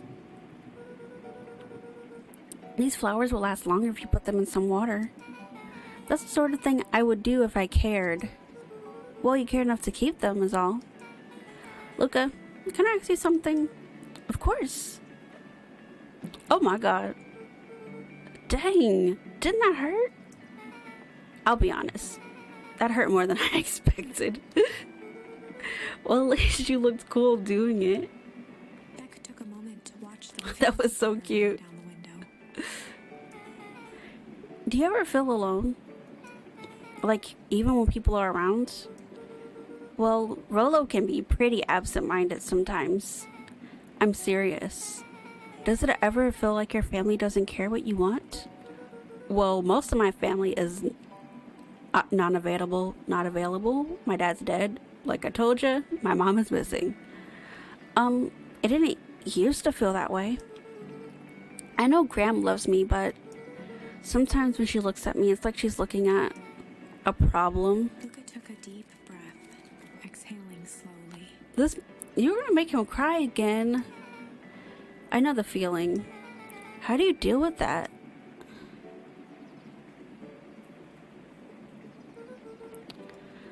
I guess I haven't yet. But one thing my dad told me when I was little, you're still little, you're 12. Don't hold a grudge, especially against yourself. If you try to hold it all in, you're gonna pop. So then, what do you do when you don't know what to do? Do you ever feel like a plastic bag? Dad never got to that part. Something I figured out on my own though. You gotta do something. Always. I mean anything. My brain said that's okay. Here. What are you doing? I don't know. Something. We're gonna register our complaints with the storm. Listen here, you miserable universe. Stop jerking me around. I just want things to go back to the way they were. Everyone tells me it's gonna be alright. That things are gonna change. Luca let out a feral scream that echoed into the night. Every time something changes, everything gets worse. Screw this town. Whoa. Let me try. Moving sucks. I hate it. I hate that I hate it. Why can't I just deal with it and be happy for my mom? Why can't we just stay somewhere? Her voice dropped to a trembling whisper. These kids are in pain. Oh my god. Kids, right? You gotta do anything cathartic. Yeah. My poor little babies. I just want to be a normal kid. Beck brushed off her shirt and straightened up. There.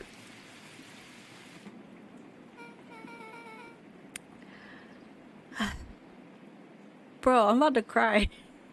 These stupid little children, I love them so much. That's why I go to Fest, Kae. I mean, yeah.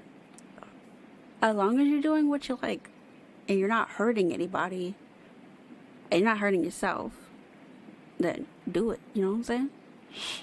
Wow, I actually feel a little better. As abruptly as it began, the storm abated. Thanks. I needed that. Me too. I should head out before the rain starts up again. Sure, I'll walk you out. Just because it's raining doesn't mean that your parents didn't hear y'all yelling, but okay. See you and Rallo at the festival? Sounds good. Luca, don't let the universe jerk you around. Beck gave Luca a light thump on the arm before heading in. I love these kids. Chapter 5. Friendly Feud. The air was heavy with the hard rain's residue, the smell of wet things. Despite his dreary surroundings, Luca felt at peace. He'd never shared those details about his dad with anyone, not even Rollo. But it's not like this changed anything. Rollo was still his best friend. Adding Beck to the group would help balance things out. Everything's better in threes. This is what Luca told himself as he headed to the treehouse. Oh. Like, held it all in for 25 years, and I finally snapped. Now I go to fest once a year and lose all my pain. I'm surrounded by so much love. Well, I'm glad you get to go somewhere where you just feel, you know, happy and surrounded with love and good things. And that's really all that matters, you know? That you at least get to feel that, even if it is like once a year.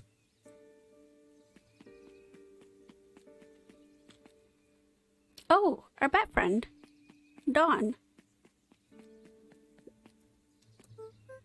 Hey, Dawn, tracking down a lead? You bet. I heard a juicy new rumor.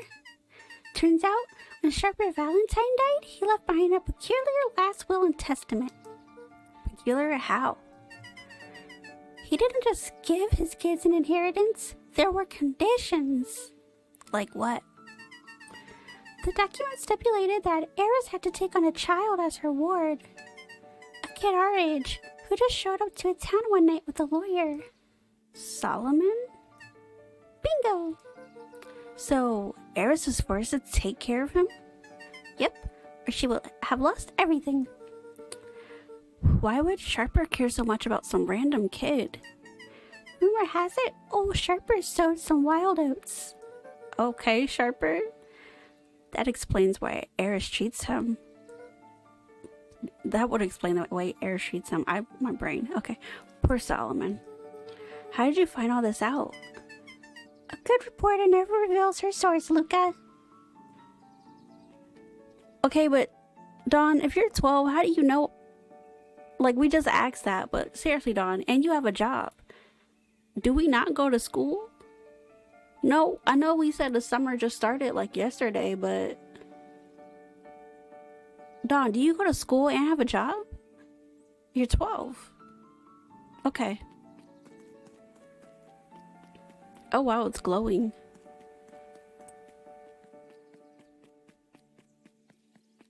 Nobody's out?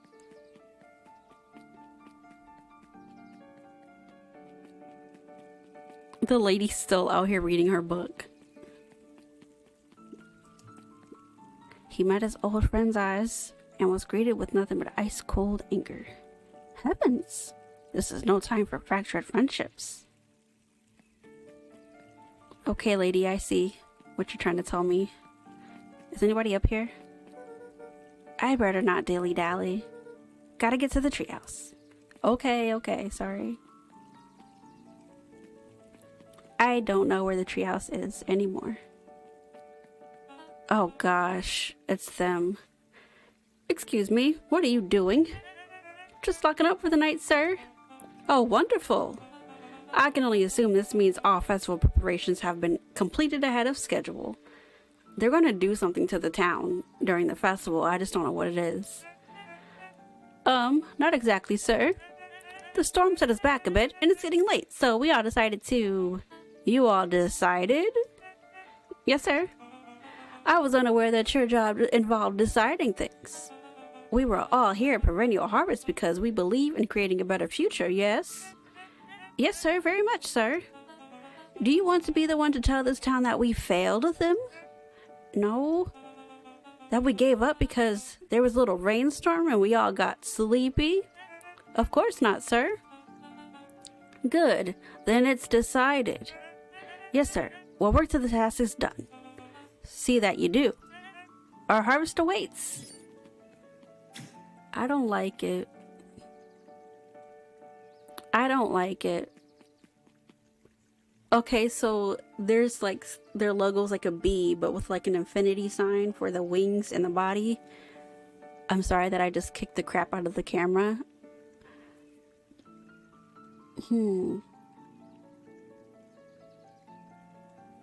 I don't like what they're doing. I don't know what they're doing, but I don't like it.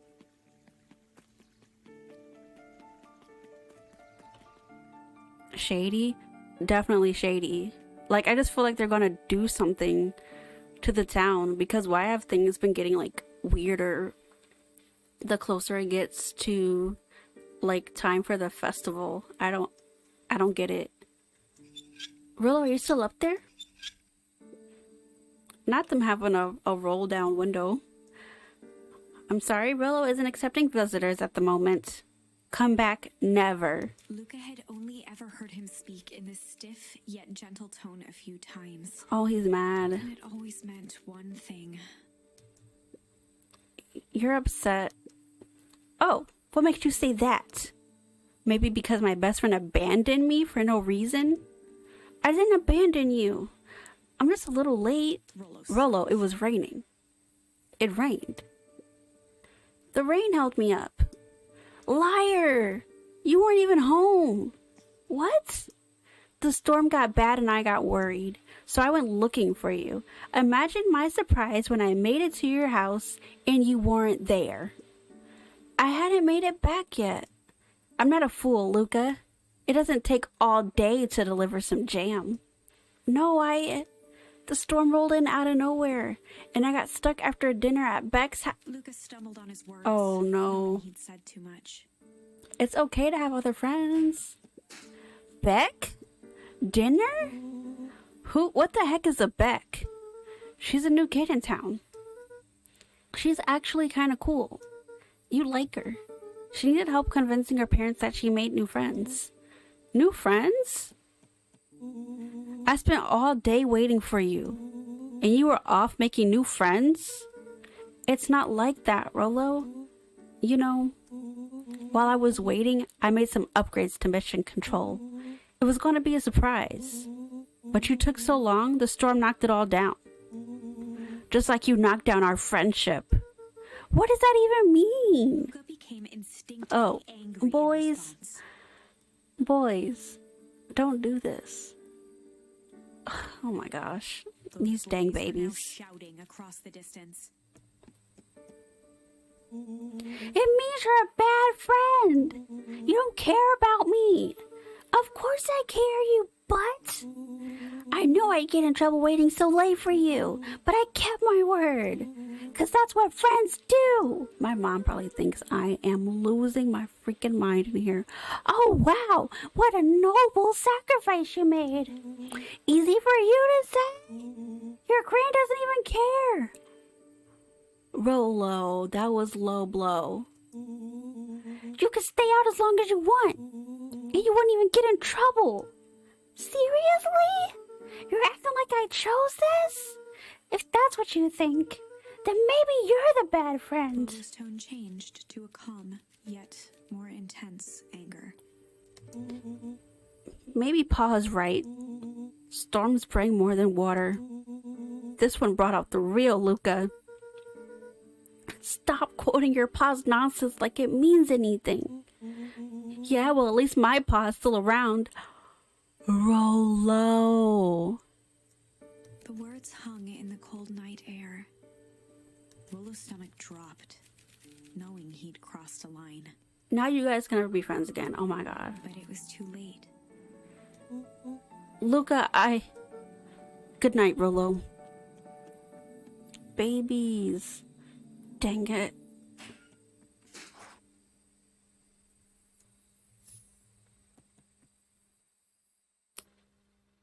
Dang. Why Rollo so pressed? He trying to taste Luca or something? What does that mean, Charlie? Charlie? Rollo doing a lot? Like, I don't understand why. Like, I get he's upset because he waited for him. He had a surprise for him. The rain knocked it down. But it's okay for Luca to have other friends. He can do other things. It's not like you guys have cell phones or something, so you just kind of, it happened. He got caught up in the moment. Where is Grandma? Is there anything we can interact with? Luca dug through his old stuff, not even sure what he was looking for. Ball. Oh! Rollo. What a jerk. call me a bad friend. Ooh, I'm Rolo. Look at me and my amazing family.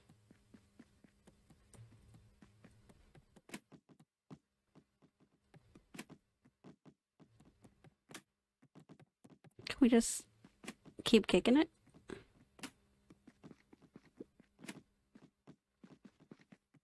I want to keep kicking it. Is something gonna happen?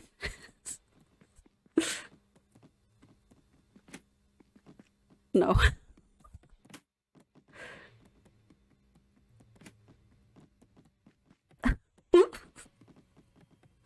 I'm sorry. Okay. I guess I'm just never supposed to make new friends. Oh, him cry.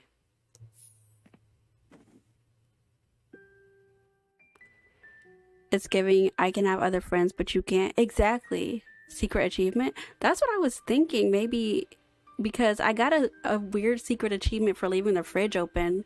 So I'm like, maybe I can like kick this. Gently from the hallway. You slept straight through breakfast. Luca, are you alright? I'm fine. I just don't feel like getting up yet. Okay, I'll leave this oatmeal by the door. I've got to run out and take care of some things. Okay, I'll be back later to check in. Sure. Luca just wanted to be alone. Oh my gosh, Rolo, you gave him depression. He waited to hear the sound of the front door closing. You made my baby sad. Can I get back in bed? No. I bet Rolo's still going to the festival. Is that today? He's gonna be miserable. Now he's just mumbling to himself.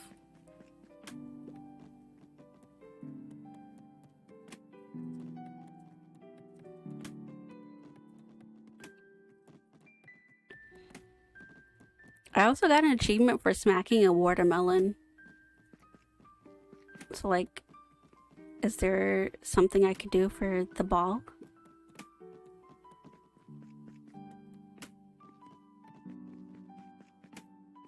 It doesn't look like it. Luca dozed off again. Luca? I see you didn't eat your oatmeal. Oh wait, he's laying on the bed. Wasn't hungry.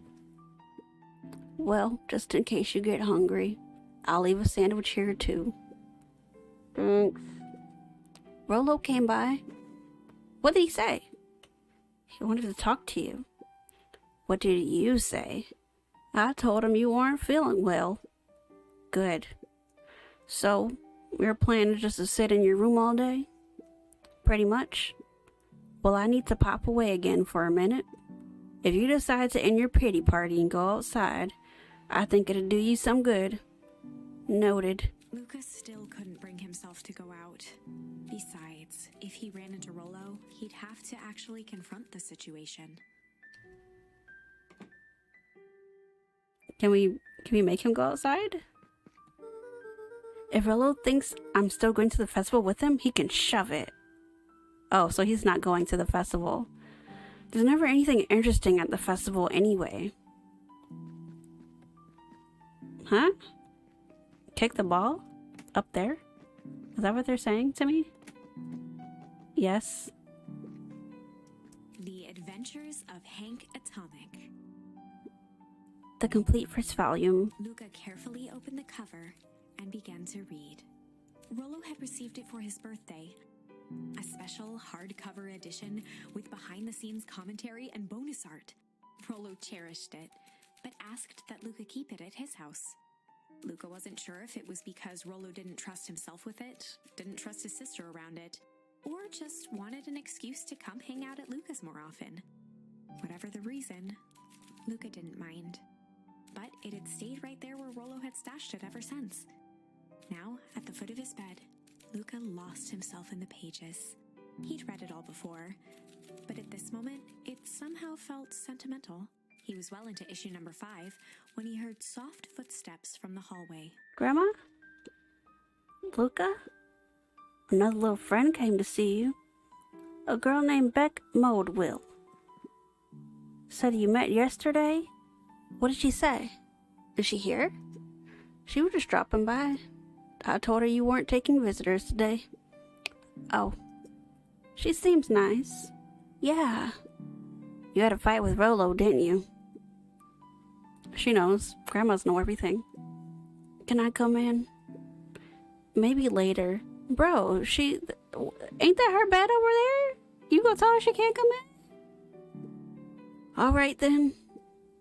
I'll leave dinner on the kitchen table, in case you want a bite before bedtime. Without realizing it, Luca had pouted away the entire afternoon. He hasn't eaten all day. He once again felt the weight of it all, and allowed his weary eyes to close. Oh my gosh. He's Luca depressed. stood in a vast black expanse. He's a depressed 12-year-old baby. He looked up at his father standing beside him. Walt was working a straw at the bottom of a fountain glass, trying to collect the last bits of milkshake. Dad, where are we? Taking a final loud gurgling sip, his father peered up from the glass. He jangled the straw playfully with a warm smile, then lifted the empty glass as if to point into the darkness. The source? Luca's eyes followed his father's gesture. In an instant, he was sitting in front of a blazing campfire. Across from him sat a large figure in a yellow hazmat suit. The figure's voice was a scratchy echo. Well, if it isn't the man of the hour, make yourself comfortable. Luca held his shivering hands over the flame to warm himself. It doesn't work that way here. Their yellow-gloved hand pointed to the base of the flame. It's a cold flame. See? Luca peered at the base of the fire. It wasn't wood that was burning. It was Beacon Pines itself. Tiny buildings, freezing and crumbling as they were consumed by flame. Luca could see small shadows moving in the burning city. People. Luca leapt to his feet. We've got to help them! The figure gave a dismissive wave of their hand. Why waste energy helping people who can't even help themselves? The figure bent down to examine the panicked crowd as they desperately tried to stop the flames. They only care about what's right in front of them. Not like us. Luca's voice was a trembling whisper. Us? The figure slowly stood up, grabbing its helmet with both hands. With a jolt and a twist, the suit emitted a gasp. A cloud of torpid mist escaped, slowly revealing the face within. Luca's own face looked back at him. Older, worn, distant. This is a strange dream. The sensation was oddly familiar, as if he'd caught his own reflection by surprise in the mirror. The doppelganger smiled. I tried to help once. He gestured towards his face. And all it got me was this. Lucas staggered back. You aren't me. Luca felt a hand catch his shoulder. His father was there again, beside him. Every choice sets us on a path. This is the end of one of your paths, son. Luca watched his older self shake its head ruefully, its face twisting into a cruel grin. Well, Dad, if you wanted him to see this, far be it from me to disappoint.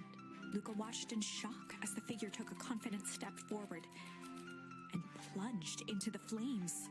In a flash of cold light, he was gone. What does all of this mean? Luca felt a reassuring squeeze on his shoulder. Just remember, why we choose matters just as much as what we choose. Luca woke up to see a hazy figure at the foot of his bed, silhouetted in the morning sun. Bro. He has been eating all day. All that sleep is a killer diet. Bro. He's about to lose like 5 little baby pounds. Mom? No, dear. It's only Gran. Luca rubbed his eyes. Her little face. I love her. She's adorable. The kind, concerned face of his Gran came into focus. How are you feeling? Fine? Anything you want to talk about? I don't feel like talking. That's just as well. How about you sit here and listen a bit? Whatever you and Rolo fought about doesn't matter. But Gran silenced Luca with a gentle pat on the leg. She said, shut your mouth, I'm talking. Fights between friends happen. what was said doesn't matter. The important thing is that it's not the last thing you ever say to each other. But he said stuff about Dad. Well, do you think he meant it? No. He was just mad. And did you mean any of the things you said to him? No. Good. One must appreciate friends in their best moments and accept them in their worst. We got an accept charm. Now get your little butt out of bed. The festival's today. You don't want to miss that, do you? I guess not. Seems like a good opportunity to make amends with Rolo and probably take a shower and wash your behind because you are stale, doesn't it? Luca gave a reluctant nod. So buy him a corn dog and apologize. But he's the one that... What did I just say? Buy him a corn dog. That's a good boy. Everything's better with corn dogs. I need to get going now. Got some last-minute festival business to take care of. I'll come find you at the fountain a little after lunch. All right. I love you, Luca. Love you too. Luca took a deep It definitely doesn't matter if someone has the ability to stoop that low once they can again. Oh, it definitely does matter. Yeah, like, friend situations are always weird, honestly. Because, like even family situations, like family, you feel like you're obligated to be with them after they've, like, wronged you in some way. You're not. You could definitely go your separate ways. And it's your choice if you want to forgive them eventually or something like that. Even if you don't, it's your choice. You know, it's something that you have to live with. Okay. Luca, can you go take a shower or something? Chapter 6. Through thick and thin. Despite Luca's bitterness, Gran was right. He needed to hash things out with Rolo. A big fight changes the nature of a friendship. Whether, in the end, it is for the better or for the worse, all comes down to understanding. If one is not careful, the same familiarity that builds the strongest of bonds can become the wrecking ball that shatters them. Luca emerged from seclusion, taking in the crisp festival air. Excuse me, book. Grandma sounds just like my mom. Somebody does me dirty, I tell her she gonna tell me to apologize.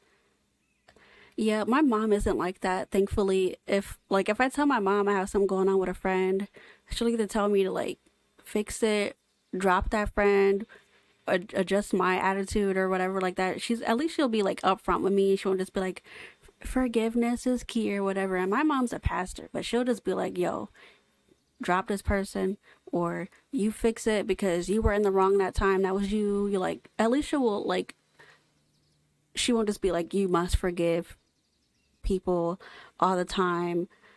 Like, nah. She's like realistic. Because realistically, sometimes you can't forgive a person. That's just how it is sometimes. But the events of the day weren't on his mind. He had to find Rolo.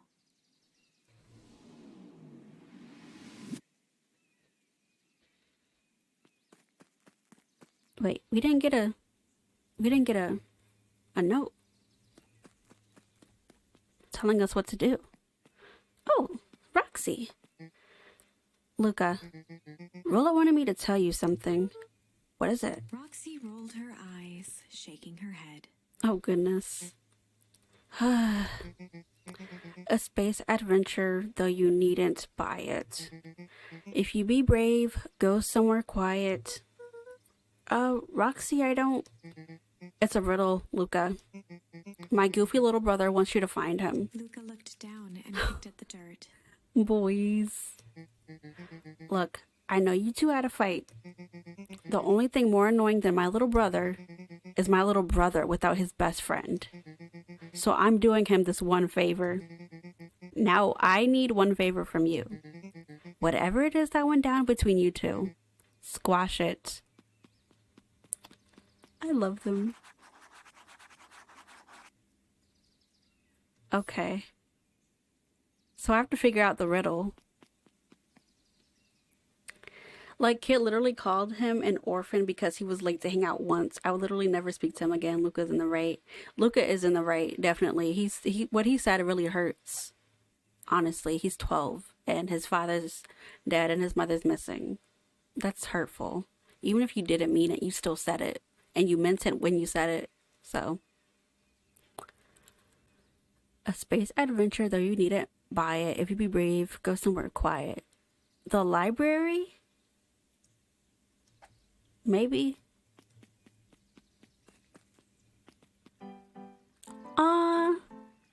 The napping guy is still napping. Listen to the little music. Exactly. Yeah, like, if you're gonna say something in the moment, make sure you say the right thing. Because you mean what you say when you say it, because you were thinking it. Unique New York. Unique New York. Huh? Oh, don't mind me. Just warming up for my big ceremony speech. Mr. Kerr pointed to his grinning mouth. Gotta limber up the old gab box. You nervous? Oh, heavens no. Well, break a leg. Literally, I hate you. Give me the... Oh, I forgot. I didn't catch everything he said. It popped up really quick. Can I talk to you? No? Okay. I don't know who Perennial Harvest thinks they are impressing. Oh my gosh, restart. I don't know who Perennial Harvest thinks they're impressing with this ridiculous festival. Totally. The town's still falling apart. The weather's still cruddy. Well, they can't change the weather. Roxy. And this season's harvest looks like it's going to be worse than last year's. You said it. No amount of corporate pandering is going to change any of that. Exactly. But the lemonade at the drink stand over there does look pretty tasty. Fits. I'm still going to be mad at them.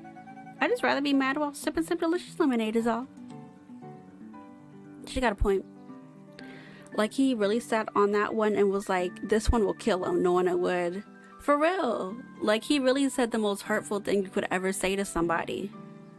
Like, if somebody ever was, like, arguing with me and they mentioned, like, my grandma or something, knowing that she's, like, not here anymore, oh, we fighting.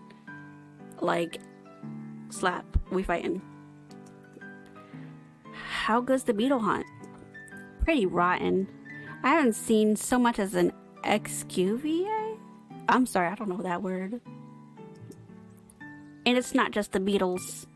This morning I couldn't find any critters at all. It's like everything that buzzes or skitters just packed up and left. I'm sure they're out there somewhere. Why did it just click? All the bugs are gone.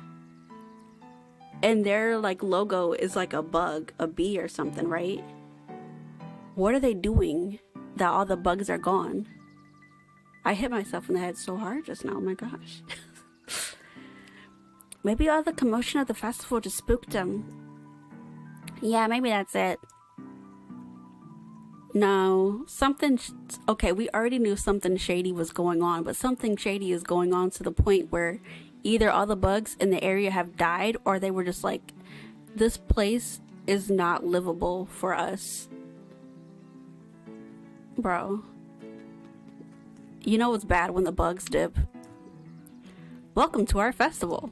Don't forget to come back later for Mr. Kerr's speech. And the Perennial Harvest Festival sign reveal. You wouldn't want to miss it. Nap guy ain't moving.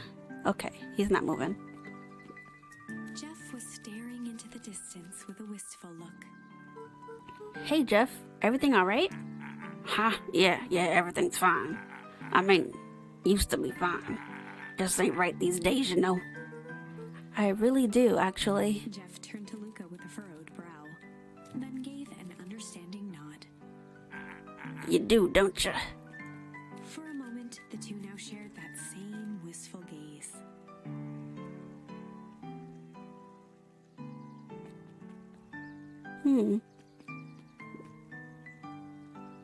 I feel like people like disregard Jeff because he's probably like the crazy guy in the town. You know, that guy in town, everybody has him. He's crazy, he's talking about stuff, and you guys are like, oh, he's crazy, but like I think he really knows what's going down and nobody's believing him. Every single time. Yup. Firecrackers? Wait for it. Unexplained sound once again noted. Oh my gosh, they write everything down. Like clockwork. What a bunch of drones. What if they are, like, robots? Iggy, you might be onto something. Haha. Iggy might be onto something, though. Which way is the treehouse? Is it this way? Yes. Oh, you. What do you have to say? Did you hear? After Mr. Kerr gives his big speech, they're gonna have the first annual biggest catch competition. As long as the boot qualifies as a catch, I'm a shoo-in. Good luck. Excuse me if my voices get a little weird. My throat is dying. I definitely think he knows what's up, but I feel like he played a part in it too. I feel like he might have like worked during the time of the old what was it called? The foul harvest. I feel like maybe he had like a job during that time or something, and then perennial harvest came in and kind of like pushed him out, so he might know some information, and I think maybe he's trying to figure stuff out but he can't, and maybe this is where the kids come in, and maybe the kids might help him with something, or there'll be a moment where the kids are in trouble and he'll like actually help them or something. Hydrate? I don't have anything in here to drink. If you want, I can be right back and get something to drink, but I don't have anything.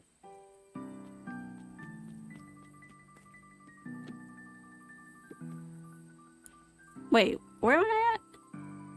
Oh yeah, we were supposed to go to the library to see if Luca's there. If Brolo is there. There's nobody here named George.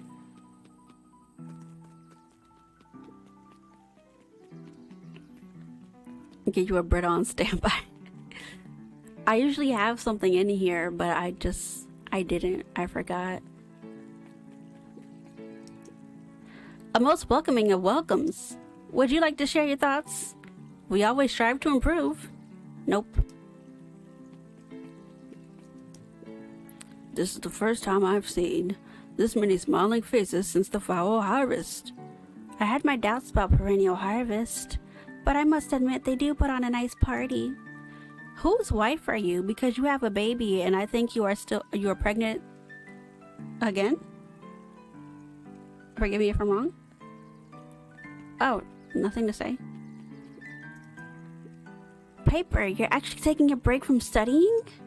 I want to see what all the festival fuss is about, but I can't help but notice you still brought your backpack full of books.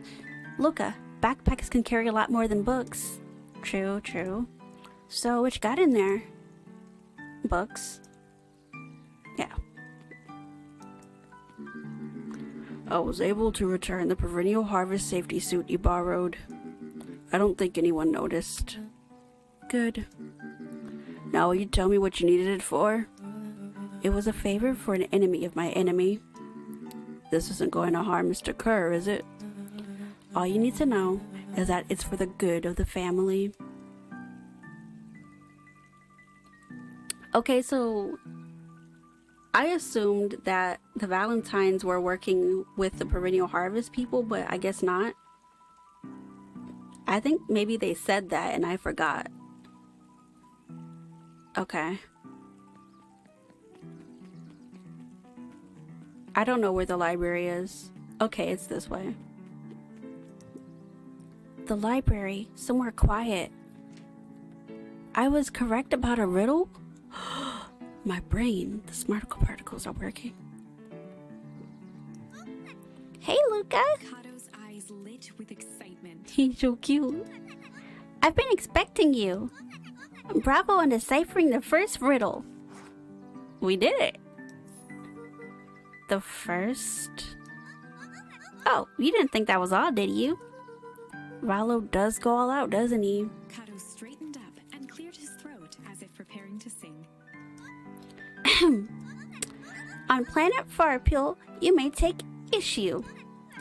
When the 5th king dies, you'll need a tissue. Kato stared at Luca eagerly. Get it? Want me to tell you? No, it's okay. Let me figure it out. All right. When you find it, bring it here to be verified. And if you decide you want a hint, the offer still stands.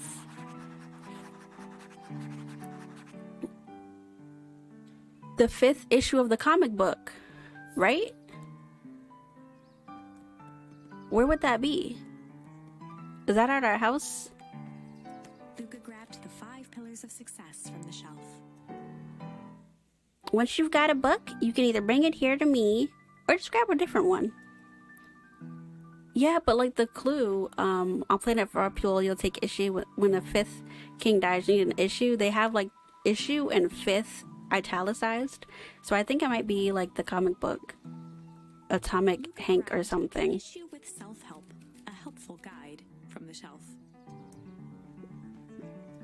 Luca grabbed 500 meals for one big pot from the shelf.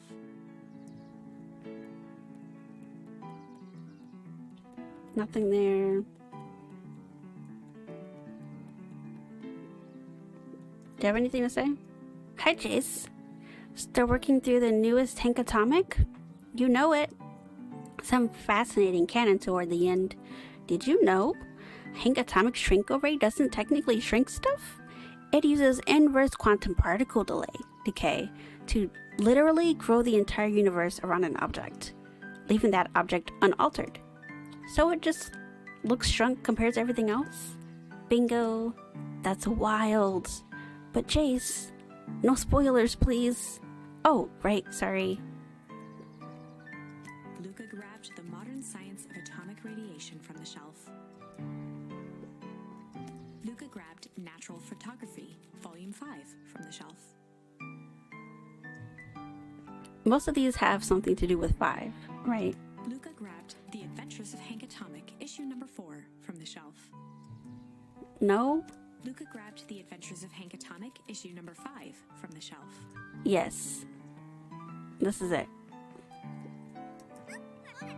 Ah, you found it. Kato removed his book from the desk and replaced it with Luca's, turning on the lamp. As he slid the book under the purple light, 2 words glowed. The Adventures of Hank Atomic, issue 5. Luca clicked his tongue with recognition. Rollo cipher pin. He used to write secret messages everywhere with that. I feel like as kids we all had like one of those secret pins, like at least one time. Like it was like, I think for me they had like a girl's journal with like a secret pin that had like a light attached so only you can see what she wrote.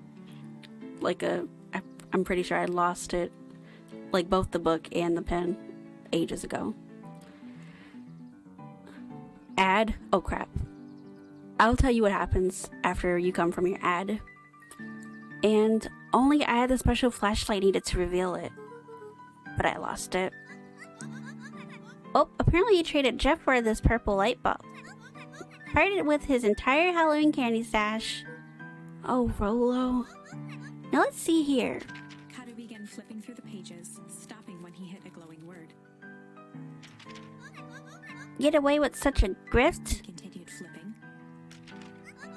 Only found in grub cart. Reaching the end of the book, Kato looked up. That's it. Grift in grub cart. Griffin's grub cart. He wants me to go to Griffin's snack stand. Ah, brilliant. I guess you're off then? Good luck on the rest of the scavenger hunt. Thanks, Kato. Okay.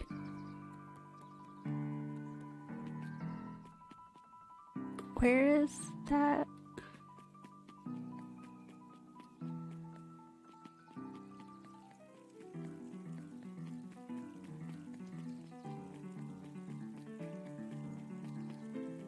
I just want to see what they're doing up here, if anything. Hiya, Luca. How's Griffin doing? What? Oh, nothing. Ariel became flesh. Just pretend I didn't say anything. Zariel. Was that a... Are you... Did you... The hint? Scavenger hunt?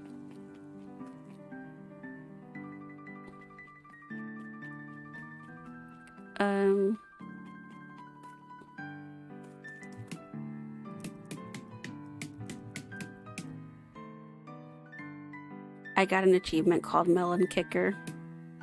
I just like to smack it. I like the jiggle. This isn't a snack cart. Oh, yes it is. Hey, Griffin. Did Rollo come? Before Luca could finish his sentence, Griffin handed him a corn dog. Oh, that's it? Bought and paid for. Enjoy. I thought you were supposed to be a riddle or something. Luca shrugged, taking a sizable bite out of the corn dog. Yeah. It's cold. Oh, yeah, that's been sitting here for a while. Rollo wanted me to be sure to give you that one specifically. Well, let's just... Luca tongued at his cheeks, feeling something rough between his teeth. He reached into his mouth and pulled out a slip of paper. Oh, come on. He shook off the bits of corn dog to read the slip. A pickup when you need some pep near the fountain up the step. Luca finished off the remainder of the corn dog. It's cold, Luca. This is getting to be a whole thing. Where is a fountain? I don't even know what that one means. Can we talk to you? Yes. Luca, did you know that Beacon Pines is actually unincorporated? A lot of people don't know that. Wow, yeah, I didn't know. What's that mean? It means most public works are handled internally. We do all the pipelines, the water treatment, building regulations. That's great. Census taking, emergency services. Aw. This is a fountain. No. It's a fountain. Okay. I don't know where to go. Dawn! I've got a question for you. What do you think this whole festival is for? The way I figured it, Perennial Harvest is trying to win over the town. Like a bribe, but with balloons. Cynical. I like where your head's at. That's why I assumed at first too, until I eavesdropped on a couple of gossipy clipboards. What if I told you that this whole thing is really a special shindig for a super secret guest of honor? A special guest? Who? I haven't dug that deep yet, but whoever it is, PH thinks they're a big deal. Can I go in the diner? It locked.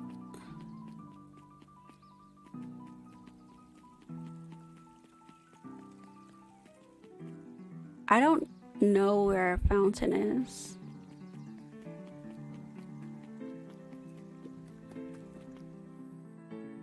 No, seriously. Near the fountain? Oh, the coffee shop. Okay.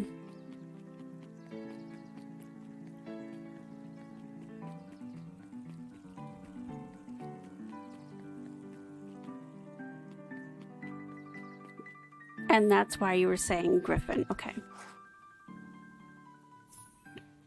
There you are, Luca. There's no way I'm actually doing this. It was way below my pay grade. Oh, come on, you big stiff. Let the kids have some fun. Fine. But Rollo owes me one. Lumi waved his hands around sarcastically as he began. What takes flight but has no wings? Your final task a friendship brings. See, that wasn't so hard.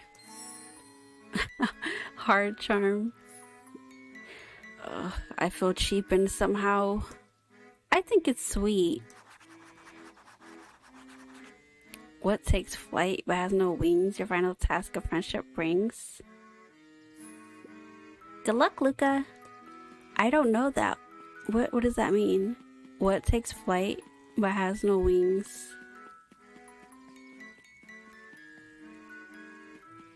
I'm thinking, and I don't have any thoughts. What's this? Jeff's hardware closed down about a year ago. The effects of the foul harvest stretched wide. When there are no crops in the field, tractors don't need fixing.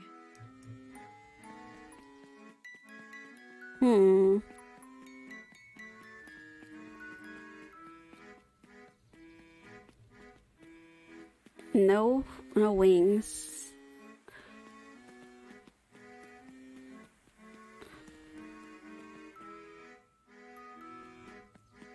Beck, can you help me?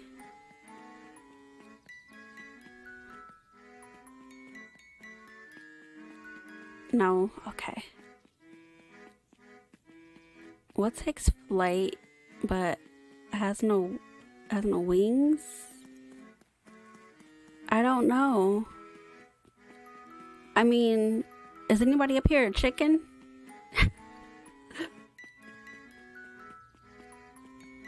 I know Kato's a penguin. At least he looked like a penguin.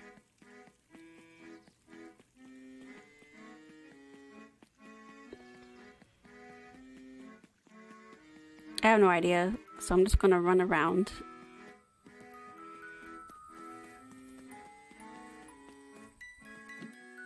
No. Okay. The rocket? No.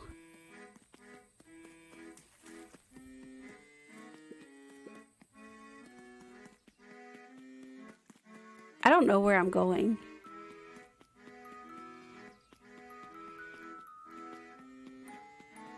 What's over here?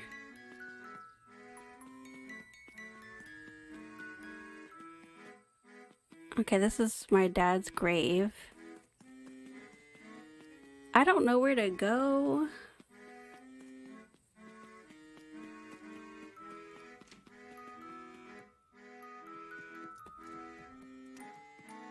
Are you in my room? No. What takes flight but has no wings? Your final task of friendship brings. I'm at a loss. I am definitely at a loss.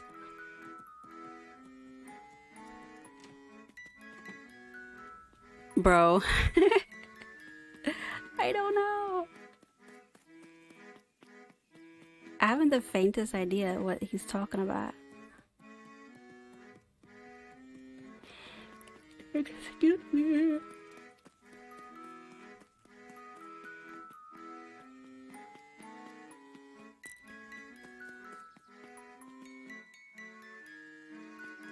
Do you know?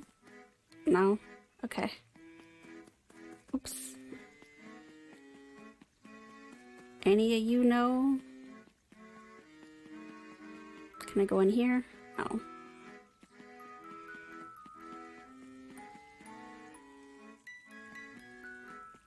Oh my gosh. I didn't see him standing right there. He was there the whole time. Hey. Hey. Did you find the comic book? Yep. And you got the corn dog? Yeah. Well then, I know it doesn't make up for what I said, but here, you earned this. Rolo sheepishly handed Luca the balloons.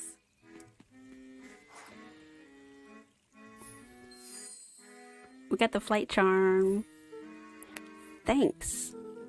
You didn't have to go to all this trouble. I'm sorry I got so mad. Dang it, you were supposed to let me apologize first. Oh, sorry. Now you've apologized twice before me. Just let me do this. Luca, I'm really sorry. With everything that's happened with your mom and all, I always wanted to be there for you. Be a good friend, you know? You said you were hanging out with someone else. I kind of freaked out. Well, still my turn. I felt like if you needed some new friend to help you, it meant that I wasn't good enough. But that was selfish and wrong. I was wrong. I'm so sorry, Luca. Okay, apology over. You can talk now. Luca threw himself at Rollo, hugging him as tightly as he could. Oh, you best baby friends. Rollo, I don't deserve you. I don't deserve you either. That's why we deserve each other. So, what else do you want to do today? We could snoop around and try to find some info about your mom. Snoop where? You could probably sneak into Perennial Harvest HQ while everyone's at the festival. Aren't you curious about all the stuff those clipboards wrote down? What if we get caught? I think I've had enough excitement for 1 week. Let's just make the rest of the day about us. Really? Yeah, the rest of the world can wait 1 more day. You know, I have been waiting to get some work done on the MCDC at Mission Control. The aim is a bit unpredictable. That sounds perfect.